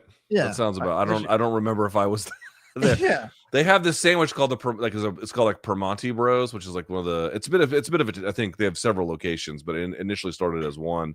And the whole scam is that they just stuff a bunch of fries into the sandwich. Oh, I see. But which, if they get the fries piping hot, and it depends on what you put in the sandwich, it actually can be pretty good. But what ends up happening is, let's say you, for example, I hear this all the time. Let's say you Uber Eats it or whatever. By the time it gets to you, the fries are soggy. So now you got like soggy fries in this fucking hoagie, and it's like, put the fucking fries outside the hoagie and just make the sandwich good. Yeah, that doesn't sound appealing to me. I'll be honest. That sounds like a convolute. That sounds like a way to make 2 meals into one, and they're just trying to save money. You know what? I love to hate on Vegas because it sucks. However, what I would say is the food in Vegas surprises me about how, depending on what you're looking for, it can actually be very, very good. And I'm not talking about the strip. I'm not talking about like, oh, the nicest steak. I don't mean that. I mean, like, for example, Persian food in Las Vegas is not half bad. There's some Japanese places I've been to that were like mom and pop places that had some Esther Lynn and Casey took me to one that was fucking awesome. There's some decent beer. Ever been to Beer and Tacos out, not too far from the Strip? Yeah, I believe I have. Yes, mostly. For the price, it's pretty fucking good, right? Yeah, honestly, Vegas has I don't know why. Maybe for all the Persian billionaires that come here to molest people, but I don't know. But they have great cuisine in the city. It's great. It's a lovely place. Just because you hate it doesn't mean we all should. There's some great wings. I've had great wings here. The wings are good there. I also agree with that. There's things you can get in Vegas, but the best thing about it is leaving. But if you're going to stay, it's the 24-hour drive-through marijuana stores. That to me is the one thing COVID didn't take. They kept that one open. They kept that open. It's so true. We went there. I think the docks. We didn't go to one, but in the docks that we did. What dock was it, Long Island, where we went to the tuxedo store? Fucking for the MMA awards. MMA awards was 6. Six. In that one, we had a guy because we had to hire locally from. A lot of times when Showtime would go places, they'd have a crew, but if they had to get extra sound dude or camera dude, they would just hire locally in the Vegas area. And one of the guys that we hired was local, and he was like, we went to that strip mall to get BC's tuxedo from the place where kids going to the prom get theirs. And we were in the parking lot, and the guy's like, "You see that place over there?" I was like, "Yeah," and it looked like an old Taco Bell that had been, changed up. He's like, "It's a 24-hour drive-through weed store," and I was like, "This was 2022 or something," and I was like, "Oh my, Vegas!" You know what? I'm lying. The Sphere is legitimately very, very cool. Besides the 306, have you been to shows there? Yeah, I've been to a few. I would actually, the Sphere is one of the few things I would actually recommend to anyone to see anything in it. I think I agree. You go see, I didn't go to watch The Wizard of Oz, but apparently that was pretty cool. I think also it depends on how many 24-hour drive-throughs you've been to before you've gone. But my parents went to The Wizard of Oz and they said it was fucking sick. I bet. Yeah, I bet. Dude, they're talking about Metallica having a residency there. I know, bro. If they do that, I cannot imagine going to Vegas by choice ever. I would go to Vegas by choice to see Metallica at the Sphere. I would do that. It truly is phenomenal. I took so they have a recording of U2, a digital recording, but I mean this, you could not believe they're not there. They look so real. I took my parents and didn't tell them that it wasn't real, and they still tell everyone they saw U2. Incredible. Yeah. All right. Last but not least, let's talk about topic number 5. An arrest warrant in Florida has been issued for Gervonta Davis. You might recall he was supposed to have the fight with Jake Paul. It was scrapped due to an incident. It is believed that this is the incident in question. Davis is still on probation, which could exacerbate his existing legal troubles. You can see here some of the details. The warrant has been issued on charges including battery, false imprisonment, and attempted kidnapping. Miami Gardens police are currently working with the U.S. Marshals Fugitive Task Force to find Gervonta. That sounds fun. The incident took place on October 27th, where Davis allegedly grabbed the woman by the back of her head, pulling her with one hand and holding her throat with another as he forcefully dragged her through a stairwell, kitchen, and the back exit before physically assaulting her in the parking garage. Police have reviewed the surveillance footage and determined that it supports the woman's story. Again, these are alleged. He has been charged with a crime but not convicted. Take that for what it is worth. My question to you is very simple, Oscar. After many indiscretions, is it time to call Gervonta Davis the John Jones of boxing? Yeah, actually, I remember they met at the Apex and told each other they were very. There is a photo of them dapping up. Yep. Yeah, I think. Listen, mate, you can't ignore it. Once is a coincidence, twice. This is a very solid, consistent pattern of behavior alleged from Gervonta. So it is what it is at this point. Was anyone surprised when this came out? You might be like, "Oh shit, this is happening." I don't think anyone was surprised at this. Can I say I was a little bit surprised? A little bit. Not in the sense that you're implying, which is, oh, how could someone of this moral character and do that? The guy went to jail for a hit and run and then leaving an injured woman there at the scene of the accident. He went to jail for this shit, right? I mean, you're not surprised in that sense. However, I will say this, and at the end of the day, when I say surprise, it's my own it's my own naivete, where here he has made a bunch of money. He did go to jail. He got out, and he's got kids. And I'm not saying a second lease on life. He was not in jail for 10 years, but one of the kinds of things where the wake-up call was bad in your life, but certainly not fatal. And now you have, at least in theory, at that moment in time, paid your debt to society. I'm not saying it's a clean break, but then you heard him talking about, like, I want to get out of boxing. I want therapy. Clearly he needs it. I just kind of thought a little bit, Oscar, that maybe post 30, he was turning into a more mature version of himself. Took him a while to get there, but he was finally doing it. And then he does this shit, where it's like, again, it is alleged, but to the extent that it is true, it's just unforgivably heinous. And it's like, dude, how the fuck do you go to jail and you can still have a career afterwards and you're still doing this shit? I guess there's a part of me that was a little bit like, did you really learn nothing? I suppose you learned nothing, I think some of that could be, I mean, we're getting into sort of philosophical big picture here, but I wonder if I see that, like, when this news comes out, and again, we're talking about fucking Twitter, so whatever, but you see, no matter what, this guy has defenders. Like, people defend this guy pretty aggressively and accuse the women of lying and all the rest of it. So I wonder if you came out reflective and were genuinely sort of like, man, I need to reevaluate. But then everyone around you was telling you, nah, fuck her, she was lying, and and just instilling in your mind that actually you were the one wronged. How strict could you stay to your new reevaluation of life? I would imagine you'd slowly slip back into being like, oh, fuck, maybe they're right. Maybe I am right to do this. This is how I might behave. And then it just sort of, any sort of clarity you got on your future just gets murked by all the people around you telling you that actually you're brilliant. So I wonder if that happened. I will say I think this happened in Tootsie Strip Club, and the last time I was in there was with Craig Jones, and I wish I got arrested that night to save my wallet. But regrettably, $4,000 later, I did not. You dropped $4K at a strip club? Yes, and then I had to borrow $1,500 off Brett, and then went back the next day and spent it all there again. Yeah, that was a bad weekend for me. Craig Jones, what can you do? Paying you good money at the Mac Life. Holy shit. Yeah, we do all right. Oh, no, I had to sell all my Bitcoin to pay my bills. We're not doing that good. Oh, fuck. Well, okay, that's not that great. I'll say this. One aspect of the story, I mean, we're all kind of like, Gervonta is a bad guy, great insight. But I will say this. One thing that stands out to me that I don't see a lot of people talking is this has to be devastating for PBC.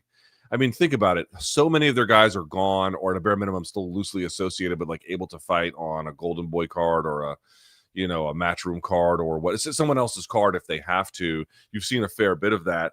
More to the point, like, dude, I always hear all these rumblings. Remember, they wanted him to fight Jake Paul. They probably wanted him to fight Pacquiao this year as like an all PBC thing so they can get the money to do, like, because Tank is still going to draw. I mean, people might be mad at him, but to your point, they also defend him, and he is still a big star in pretty important communities who watch boxing and beyond that as well. He's still a big name, but I don't know what his future would be. I'm not saying, Oscar, that they wouldn't put him in a fight just because he got arrested. However, if he's actually facing real legal jeopardy for violating the terms of his probation and or he's so good that he might end up going to jail, and this precludes their ability to meaningfully arrange a bout with him, that actually is devastating for an organization that's, are they on life support? Hospice care? I'm not sure what the metaphor would be, but they're not doing great, and now their biggest star might not be able to deliver for them this year. That seems real bad. Yeah, and so we spoke about it a little bit earlier. The state of boxing is just in a really weird place right now. Like, I think the only US TV deal is basically the Paramount deal that Zuffa Boxing have, and they haven't even had an event yet. So boxing's in a very precarious place because I think people have just got tired of the sort of mid-level guys. Tank is not a mid-level guy. He's still one of the people you can build around. And actually, I had not heard that, but if you did a Tank Pacquiao fight, that would probably be one of the biggest fights this year. That's always still available to them because in today's world and society, basically nothing really matters. If you just ignore it for a week, people will move on to the next thing. So I think if they book him against anyone, people will still watch, which will still drive revenue. To your point, if he's facing jail time, what do they do then? Because they also need to sell this. They need to sell fights to Amazon Prime to air it. If they don't have the fight to be made, then they really are stuck. And then, you're really looking at like you said, life support for a lot of these companies. Last but not least, by the way, Golden Boy has their last show with DAZN. Now, they may still re-sign, but the deal is expiring and they don't have a new deal. Top Rank is not on TV. Again, maybe Gervonta fights and they use the fight to rehabilitate him. That actually could be a thing, too. It could actually work the opposite way. But, I don't know if he's in fighting shape right now. I guess we'll see. So doing a lot of running, Luke. This is the part about Zuffa boxing that I try to explain to people. Everyone's kind of focused on the Ali Act as like, oh, let's debate the terms of the changes that they're proposing. But one of the things that you really get a sense of when you actually listen to their comments, certainly what they told Congress and more specifically, which is, hey, we're going to put money into American boxing. I actually think that seals the argument for them. I'm not saying I fully agree with everything they're doing or even really anything that they're doing. But what I am saying is, if you're a neutral observer and you just hear what they're saying, hey, we want new rules because we're going to put a bunch of money in, and then you look at the American landscape right now and it's deader than shit, you're like, oh yeah, keys to the kingdom, here you go, you just give it to them.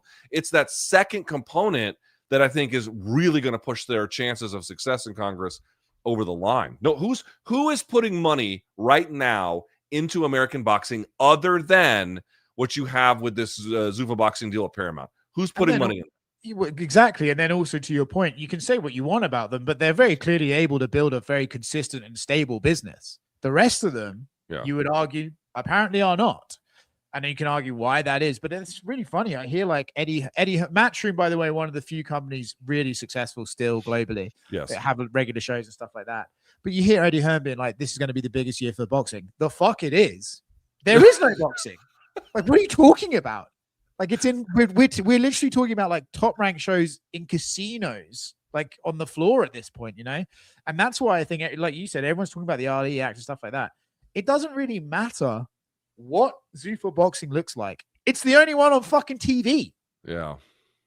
They're gonna win by consistency. They're just gonna win because except for Middle East money in combat sports, who is putting money in combat sports right now? And by the way, bigger picture, that Middle Eastern money is already starting to go away. You can sort of see there's no elaborate, massive trailers for these fights anymore. They're getting fewer and further between these fights.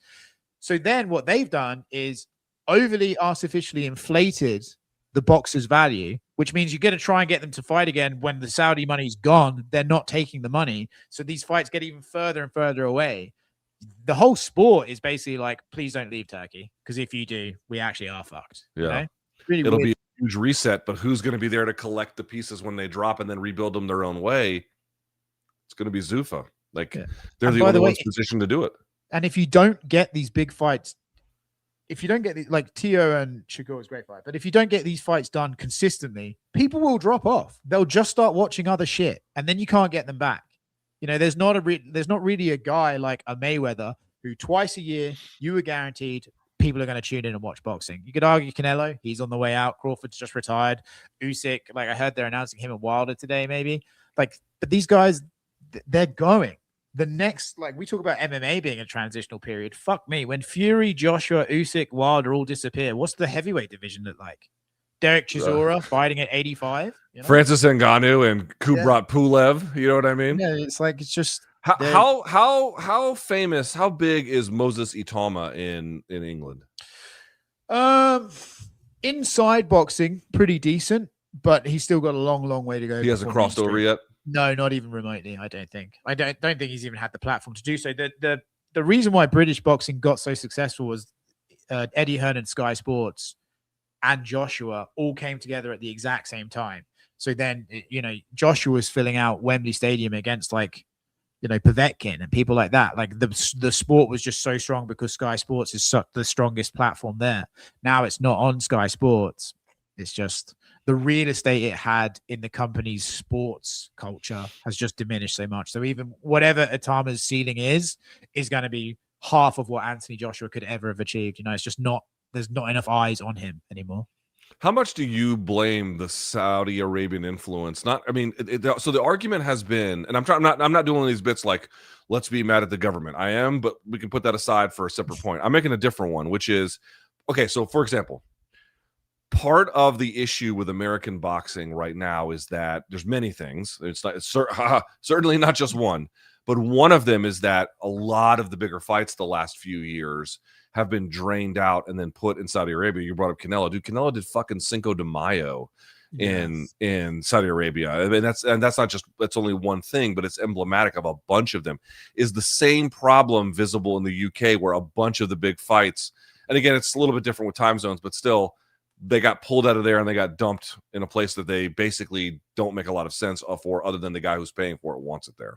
Yeah, there is an I can't sort of maybe articulate it properly, but as someone who's been to the shows in Saudi, I went to Fury Usyk and stuff like that, and as someone who's covered it and seen the numbers of the content we generate, there is something about fights in Saudi Arabia that fans do not resonate with. It's almost like it's non-canon. It's almost like it doesn't count because it's in Saudi. Like you can just, whether it's the external sort of ramifications of the fight being there, whether it's the presentation they do with like the constant, His Excellency and stuff like that.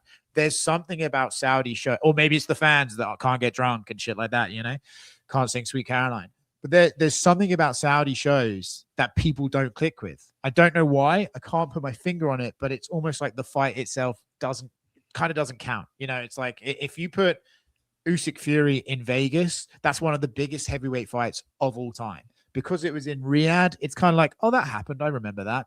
Maybe that's just me as someone who was there and experienced it and wanted to. Actually, no, I'm going back eventually, so I love Riyadh.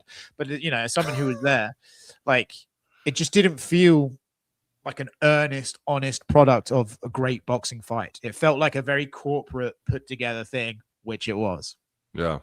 I guess we'll have to see what happens in 2026. All right, that is it for our top 5 topics. All right, one more time. Let's bring Long Island Luke back here. By the way, before we do this, what is the most you've ever spent at a strip club? Is 4 the most? 4K? He disappeared. he ran away from that question. That was a you question. That's not a me question. Oh, me? Yeah, he's talking I'm talking to you, fuckface. Oh, then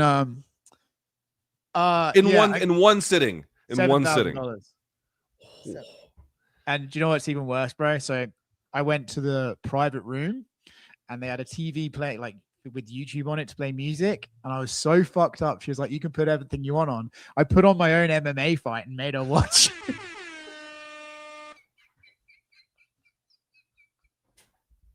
That is fucking.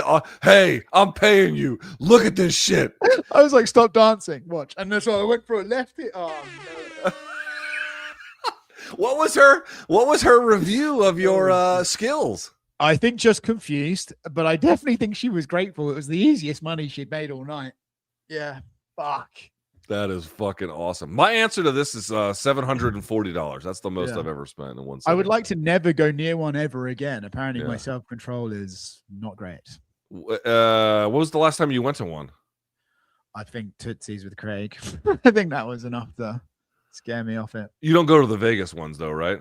No, I've been, the 7,000 one was at Sapphires in Vegas, but it's just like, I have to be real fucked up to go to a strip club. And if I'm at that point, they can basically just do what they want with me. I'm just there as a vessel at that point. I remember this was 2000. Man, I want to say, I could be wrong about this. I want to say 03, 04, something like that. And I went to Spearmint Rhino. So remember, this is 20 years ago, maybe more than that. And I went to the ATM, and this was back then. And the ATM service charge inside the place itself. So just to get cash, back then it was normally like $1.50, $2 you have to pay if you weren't using your own bank. It was $8 at Spearmint Rhino. I was like, dude, what the fuck is up with these charges? And then you go and get a beer. And again, this is back when a beer is, $3, $5 at most. And it was something like 12 or 15. I could not believe how insane the prices were. But that wasn't the one where I lost all the money. I think I spent like $300 that day. Do you know what a service charge is now at an ATM in a strip club? No, it's $100 to get your own. What? Yes, that's why you ramp up the money so much, because you can only withdraw a max of like $400. So then you have to spend $100 on top of that. But obviously they cost more than that. So it's just a fucking killer. And the lady, God bless them, stand beside you while you're withdrawing the cash. So there's this element of like, I don't want to look like a fucking cheap cunt. It's like, Dude, why don't we open one of these places and then dude, I keep saying this. There's two things we need to do. One, open a place like this somewhere that's in desperate need, probably Pittsburgh. And then two, why don't we just start an MMA token and then just rug pull all the MMA fans? I'd love to. We'll make $10 million. We can quit our jobs, and then who cares? Who cares? I would love to. To be honest, hey, Turkey, I'm open for business. Just give me money at this point. I want Saudi money. I'll take it. Whatever you need. I just want to rug pull and leave. All right, let's do it. We've got 2 new segments our guy Long Island Luke has helped us with. Walk us through these. Let's do it. All right, well, we'll just go one at a time. So first up, we got a higher or lower segment. Self-explanatory, higher or lower. Let's get started.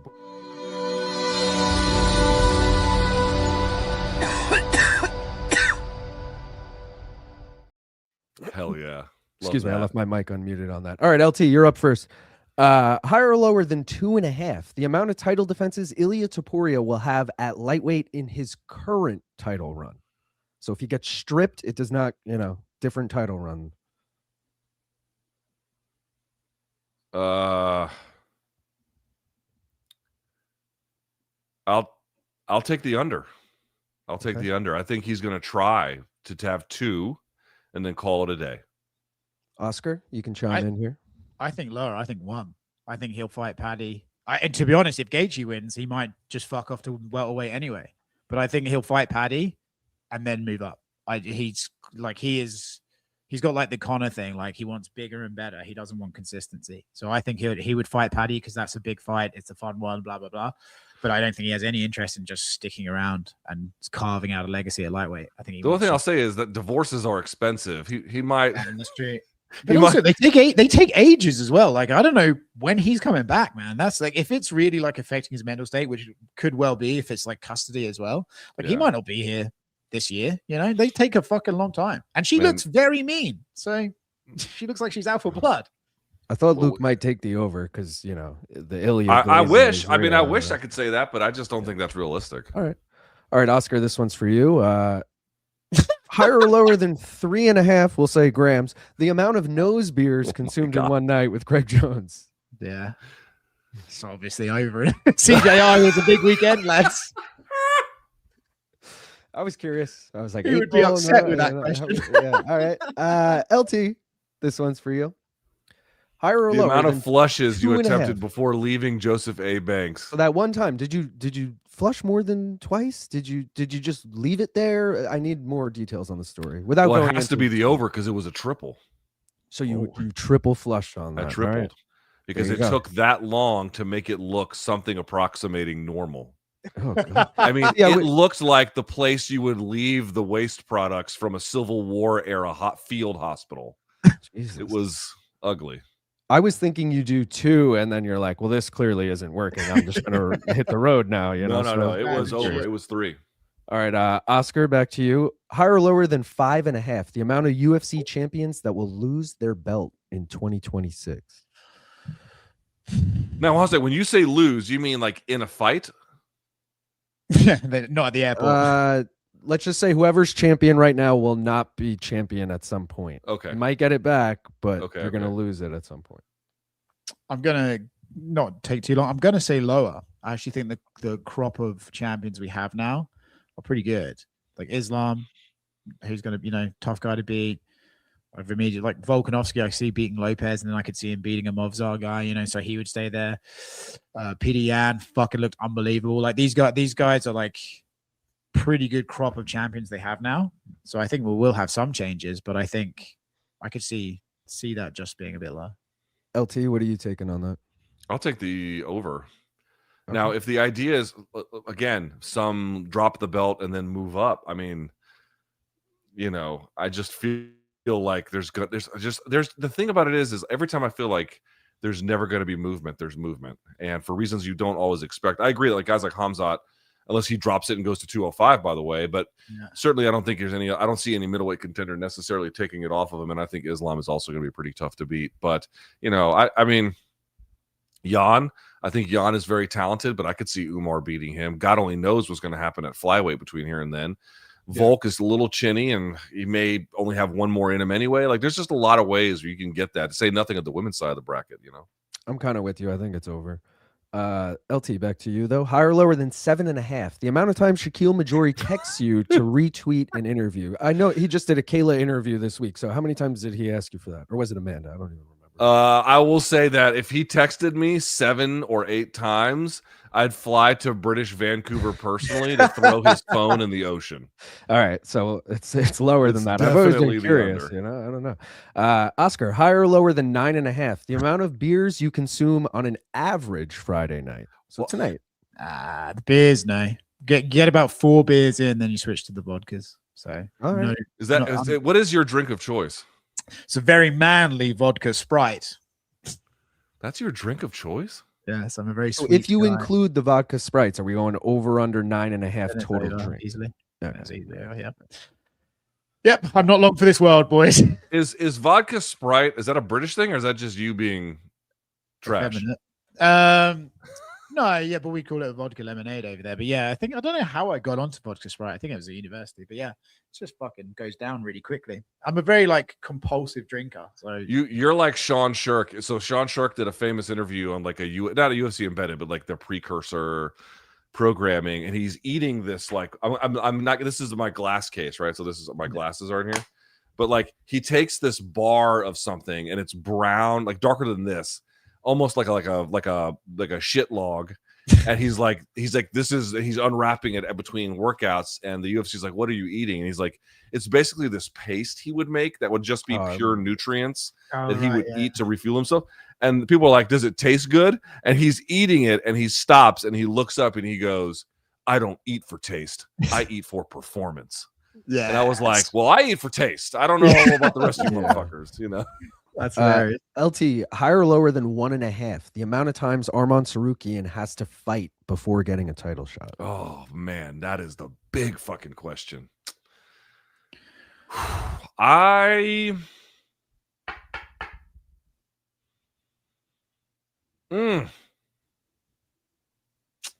tough, right? I'm going to take the under. And the reason why is not because he wouldn't have to do it normally.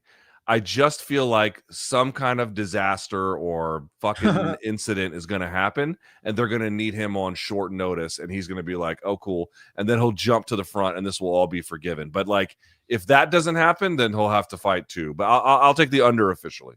Oscar, what are you taking?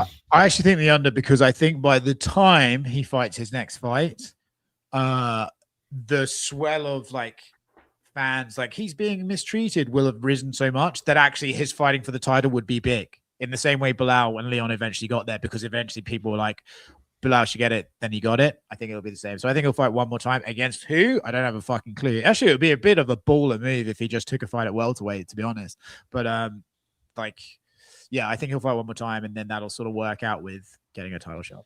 See, I'm kind of taking the over, because we know Ilya's going to presumably get the winner of Gaethje and Patty, and that's arguably in the summer, and now that person defends maybe in unless Q4, Ilya can't come back for ages and they do an interim defense. That's what I was thinking when Luke said his thing. But Oscar, over to you. Higher or lower than 0.5? The amount of times Mike Bond has slept over your house in the last 365 days. Over. I think I let him stay here a couple of days. I think ironically he's staying here on Tuesday. So yeah, I mean, this is MMA media. You guys got a bang or something? What's going on? Yeah, we share a bed. We just talk about our feelings. Stare at the ceiling together. It's awesome. Luke, higher or lower than 0.5? The amount of times John Jones fights in the UFC in 2026.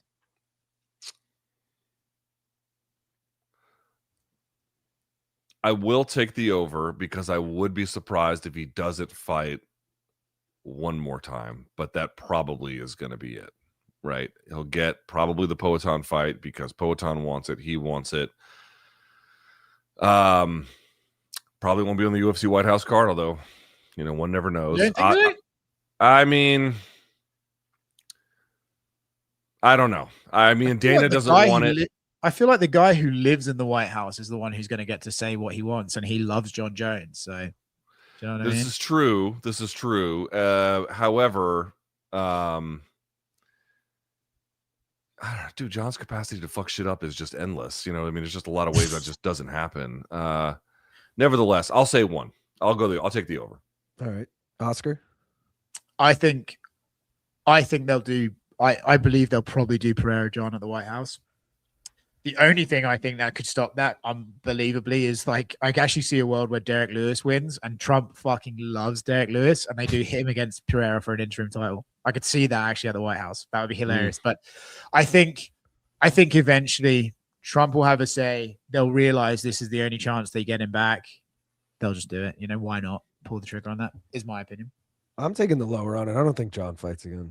But why? Why's that? I don't know. My prediction last year was that Jones Aspinall happens in 2025. It did not, and now I'm just feeling even more pessimistic about him ever fighting again. So I don't know.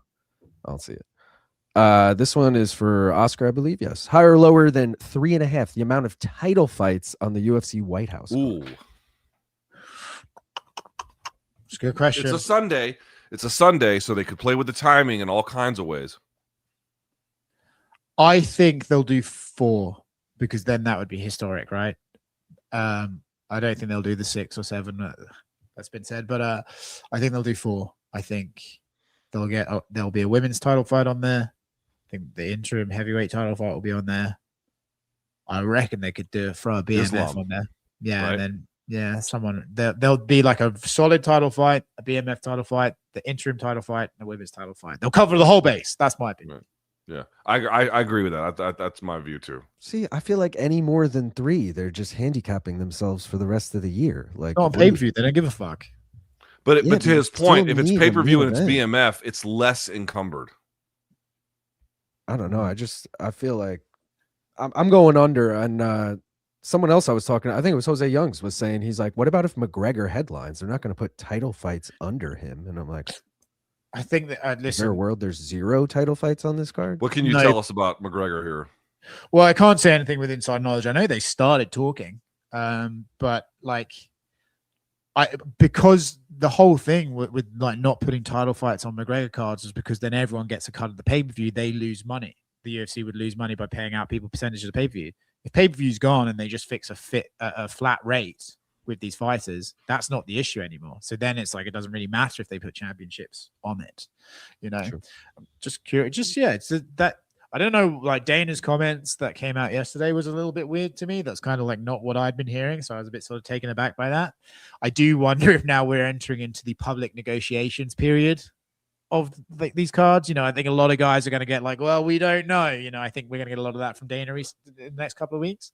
But yeah, I see a world where they put title fights on. But now it just is like, does Conor main event or does he co-main event to a heavyweight title? You know what I mean? Does Conor want 3 rounds instead of 5 rounds? Shit like that. There's a lot of stuff to play here with, you know? He going to fight at 70 or 55? I would assume 70, but that was what it was meant to be the last time, right? Him and Charlie. Yeah. So I assume that, but I don't know. He's training. LT, higher or lower than 2.5? The amount of times Oscar has asked you to borrow money since we've been live. I'm curious. It's the under, but just barely. Yeah, that's weird. I got the over a couple of times for the reply. He definitely sent me a link to like Adrian Broner to his Cash App. Yeah, like, for real. Oscar, higher or lower than 8.5? The amount of months before pay-per-view is reintroduced, even if just for one event. Yeah, so this will bring us to October. Yeah, so if it's gonna be, they'll put the White House at $100, right? That's like the obvious one. That's what I'm thinking. Yeah, then it gets tricky, right? Because there's no gate. They don't have any ticket sales. So they're going to want to recoup some money. So then I think if you do get a I just don't see a world where they give you a Conor card for free. So I think that will be pay-per-view, the White House. That's my prediction. Luke? I'm gonna take the over. Right. I still think they're going to try and make this work. I mean, it's been such a big publicity point. It's contracted revenue. It's well beyond what they had even expected to get in their rosy scenario. I think they're going to try and keep it without it. All right, guys. Well, that was higher or lower. Hopefully you enjoyed it. It's fun segment. Next segment we got is called "What's My Age Again?" Basically, I'm going to show you guys a picture of a fighter. You have to tell me their exact age. If you're wrong, you then have to rate a tattoo 1 to 10. And even if you hate it, you have to at least say one nice thing about it. Okay. That'd be great. So this is called "What's My Age Again?"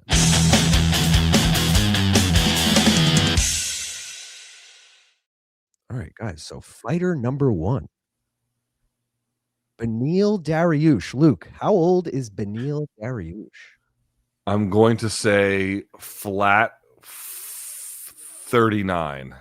Oh, no way. He is 36 years old. Poor Benny, man. You just threw him under the bus like that. LT, rate this tattoo on a scale of 1 to 10. You fuck. I mean, I know Ali had some neurodegenerative diseases. I didn't know they were commemorating them.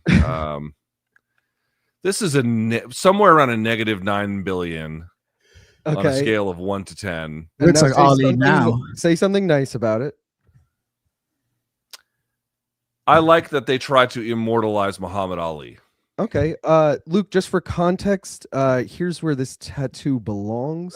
Yes, that is Oscar Willis's what do you call that? Rib cage tattoo, whatever you want to call it. So sorry, Oscar.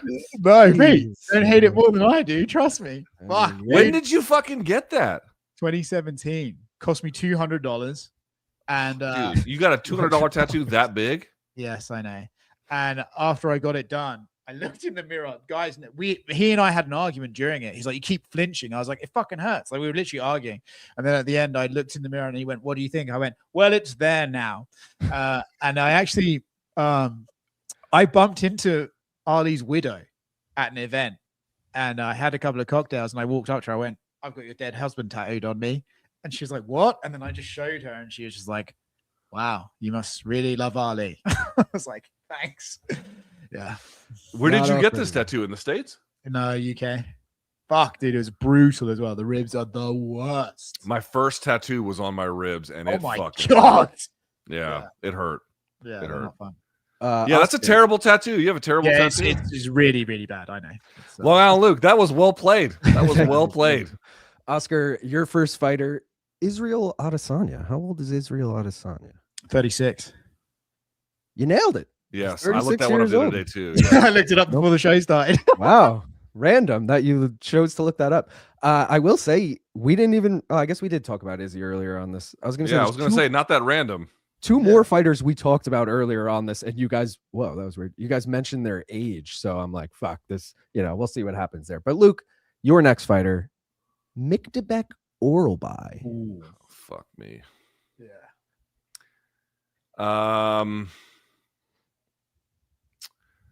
I'm gonna say 31. Oh man, you're again over exceeding. He is 27 years old. 27? Yes, 27 years old for Mikdebek Oralbai. Luke, your second tattoo. First of all, rate this 1 to 10 for me. Yeah, I mean, I wouldn't call this -8 billion, but this is somewhere around -7 billion. This is not a great idea or tattoo or just anything. Well, say something nice about it. The guy who is administering it is wearing latex gloves, and that tells me there was some level of cleanliness involved in this. Are you familiar with this tattoo at all, Luke? Is this Brian Ortega? Yeah. This is the Tracy Cortez Brian Ortega tattoo. You didn't know about this, Oscar? I didn't realize he got a name tattooed on his lip. Yeah. On the inside inside disappear. Yeah. No big deal. My friend, when we were kids, my friend got. We're 17. The drinking age in the UK is 18. He got the year before he was born tattooed on his lips, so he could go to bouncers like, well, obviously I wouldn't get this tattooed if I wasn't.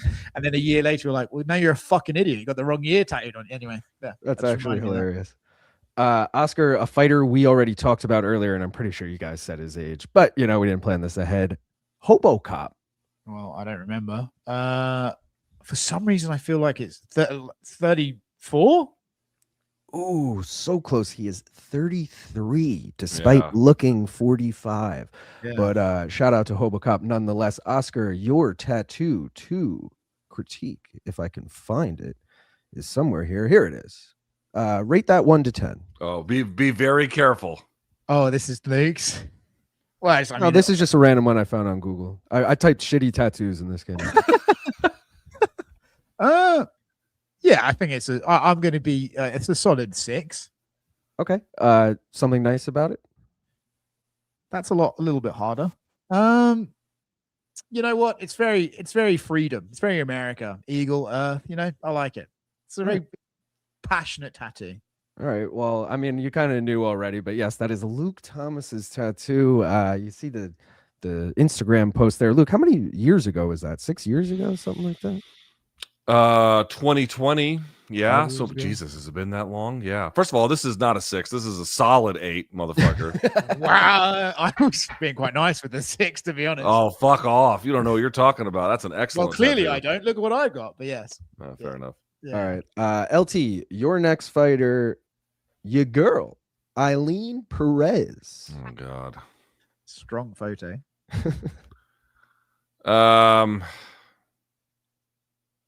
I don't fucking know. Sign up to OnlyFans. You can see how old the insides of her are. Okay. She does the whole bit. She shows the whole bit. Yes, I believe. Now he's interested. Oh, no, not my type. Not my type. The rings. I'll say 30. Ooh, so close. She's 31. I knew that. LT, rate this tat 1 to 10 for me. Well, that's a 10 out of 10. Let's be honest. Yeah, that one's pretty good. That one's pretty good. Compliment for it as well. I like how the shark is grimacing, and then the guy who's getting bitten is just looking like it's, he's like waiting on his eggs to fry, Yeah, that's a good one. That's a 10 out of 10. Oscar, your next fighter, again, someone we mentioned earlier in the episode, but that proved not to mean anything with Hobo Cup. No memory. Raul Rosas Jr. 21. Yes. Man, this is bullshit that you gave him 2 names. Yeah, I should have realized we were going to talk about it, but I will say I made all these I sent all these to Mikey on Wednesday, and then we made the rundown yesterday. So, All right. LT, back to you. Cody Garbrandt. Oh, good one. I don't think he's that old. I'm going to say 35. Ooh, again, 1 year off. He is 34 years old. And I was even in my head going to say 34, and then I went up one. Fuck me, man. LT, rate this tat. Make America skate again. Solid 7.5. All right. Something nice about it? The lettering the N is a little bit messed up in the I and again, but it's well done. This is a well done tattoo. Very legible. Yes. Say something nice about it. You're like, the eye is fucked up, but in general, the lettering was good. In general. All right. Oscar, back to you. Andre Touchy Feely. Ooh. Fuck, I could be way off with this, but I'm gonna say 36. You also are 1 year off. He is 35 years old. Oscar, I got one of your other tattoos here. Rate it for me.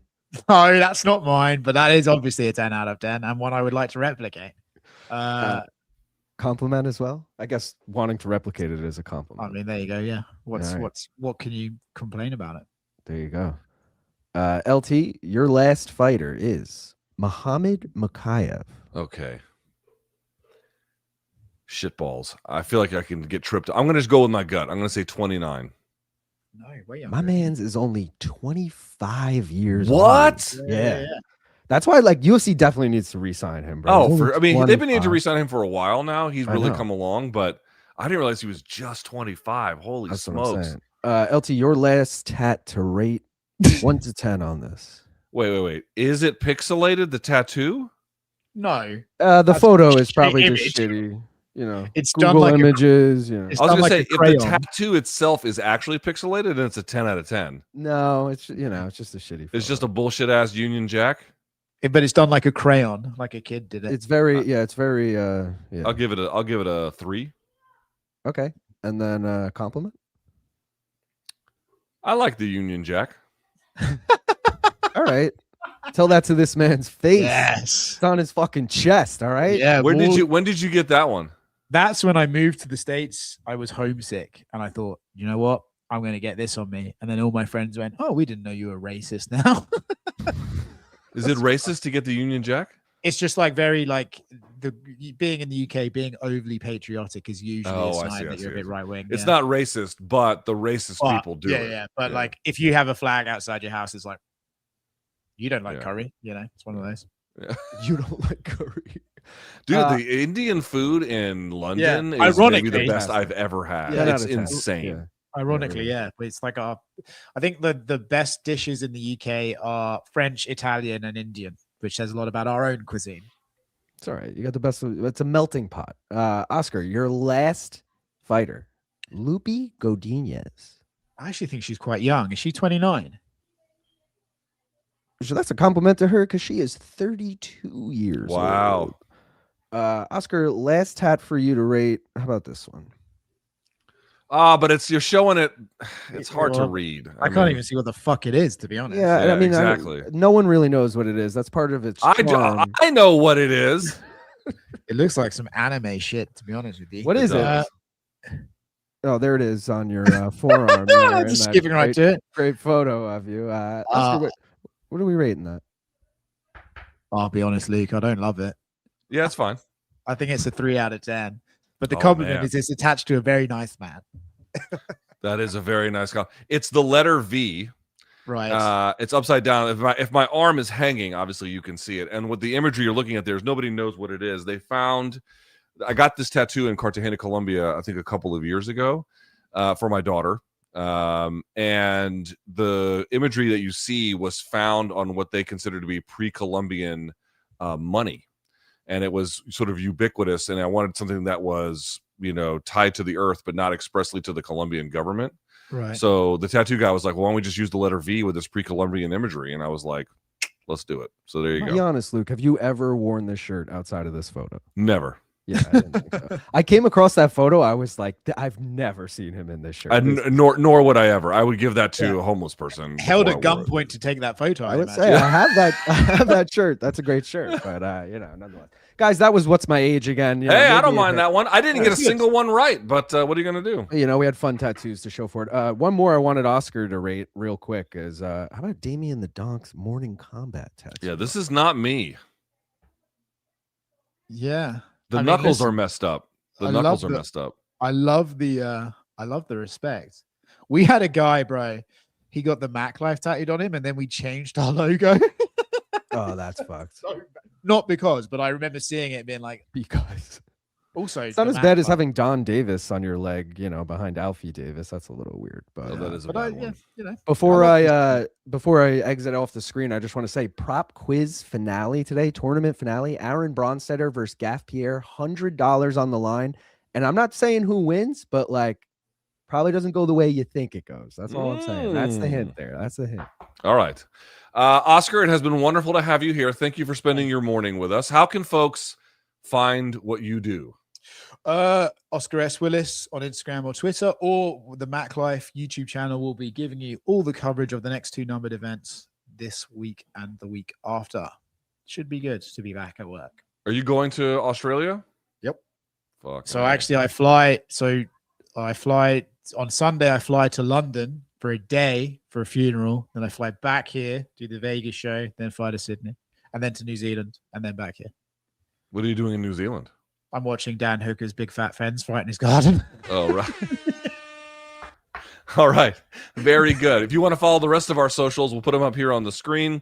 You can see them there below. We'll get stuff for we're Morning Kombat on TikTok, on Instagram, on YouTube, you name it. You can see all of my socials as well as Oscar's. One more time, morningkombat.shop for the merch. The posters we're going to put for just $25 and we'll sign them.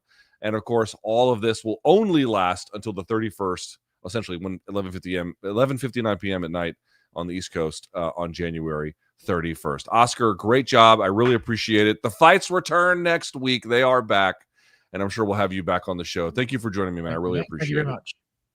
There he is. That's Oscar. I'm Luke. For Long Island Luke and everybody here on the show, we're done. Enjoy your weekend. See you Monday. And until next time, may all of your gains be loyal.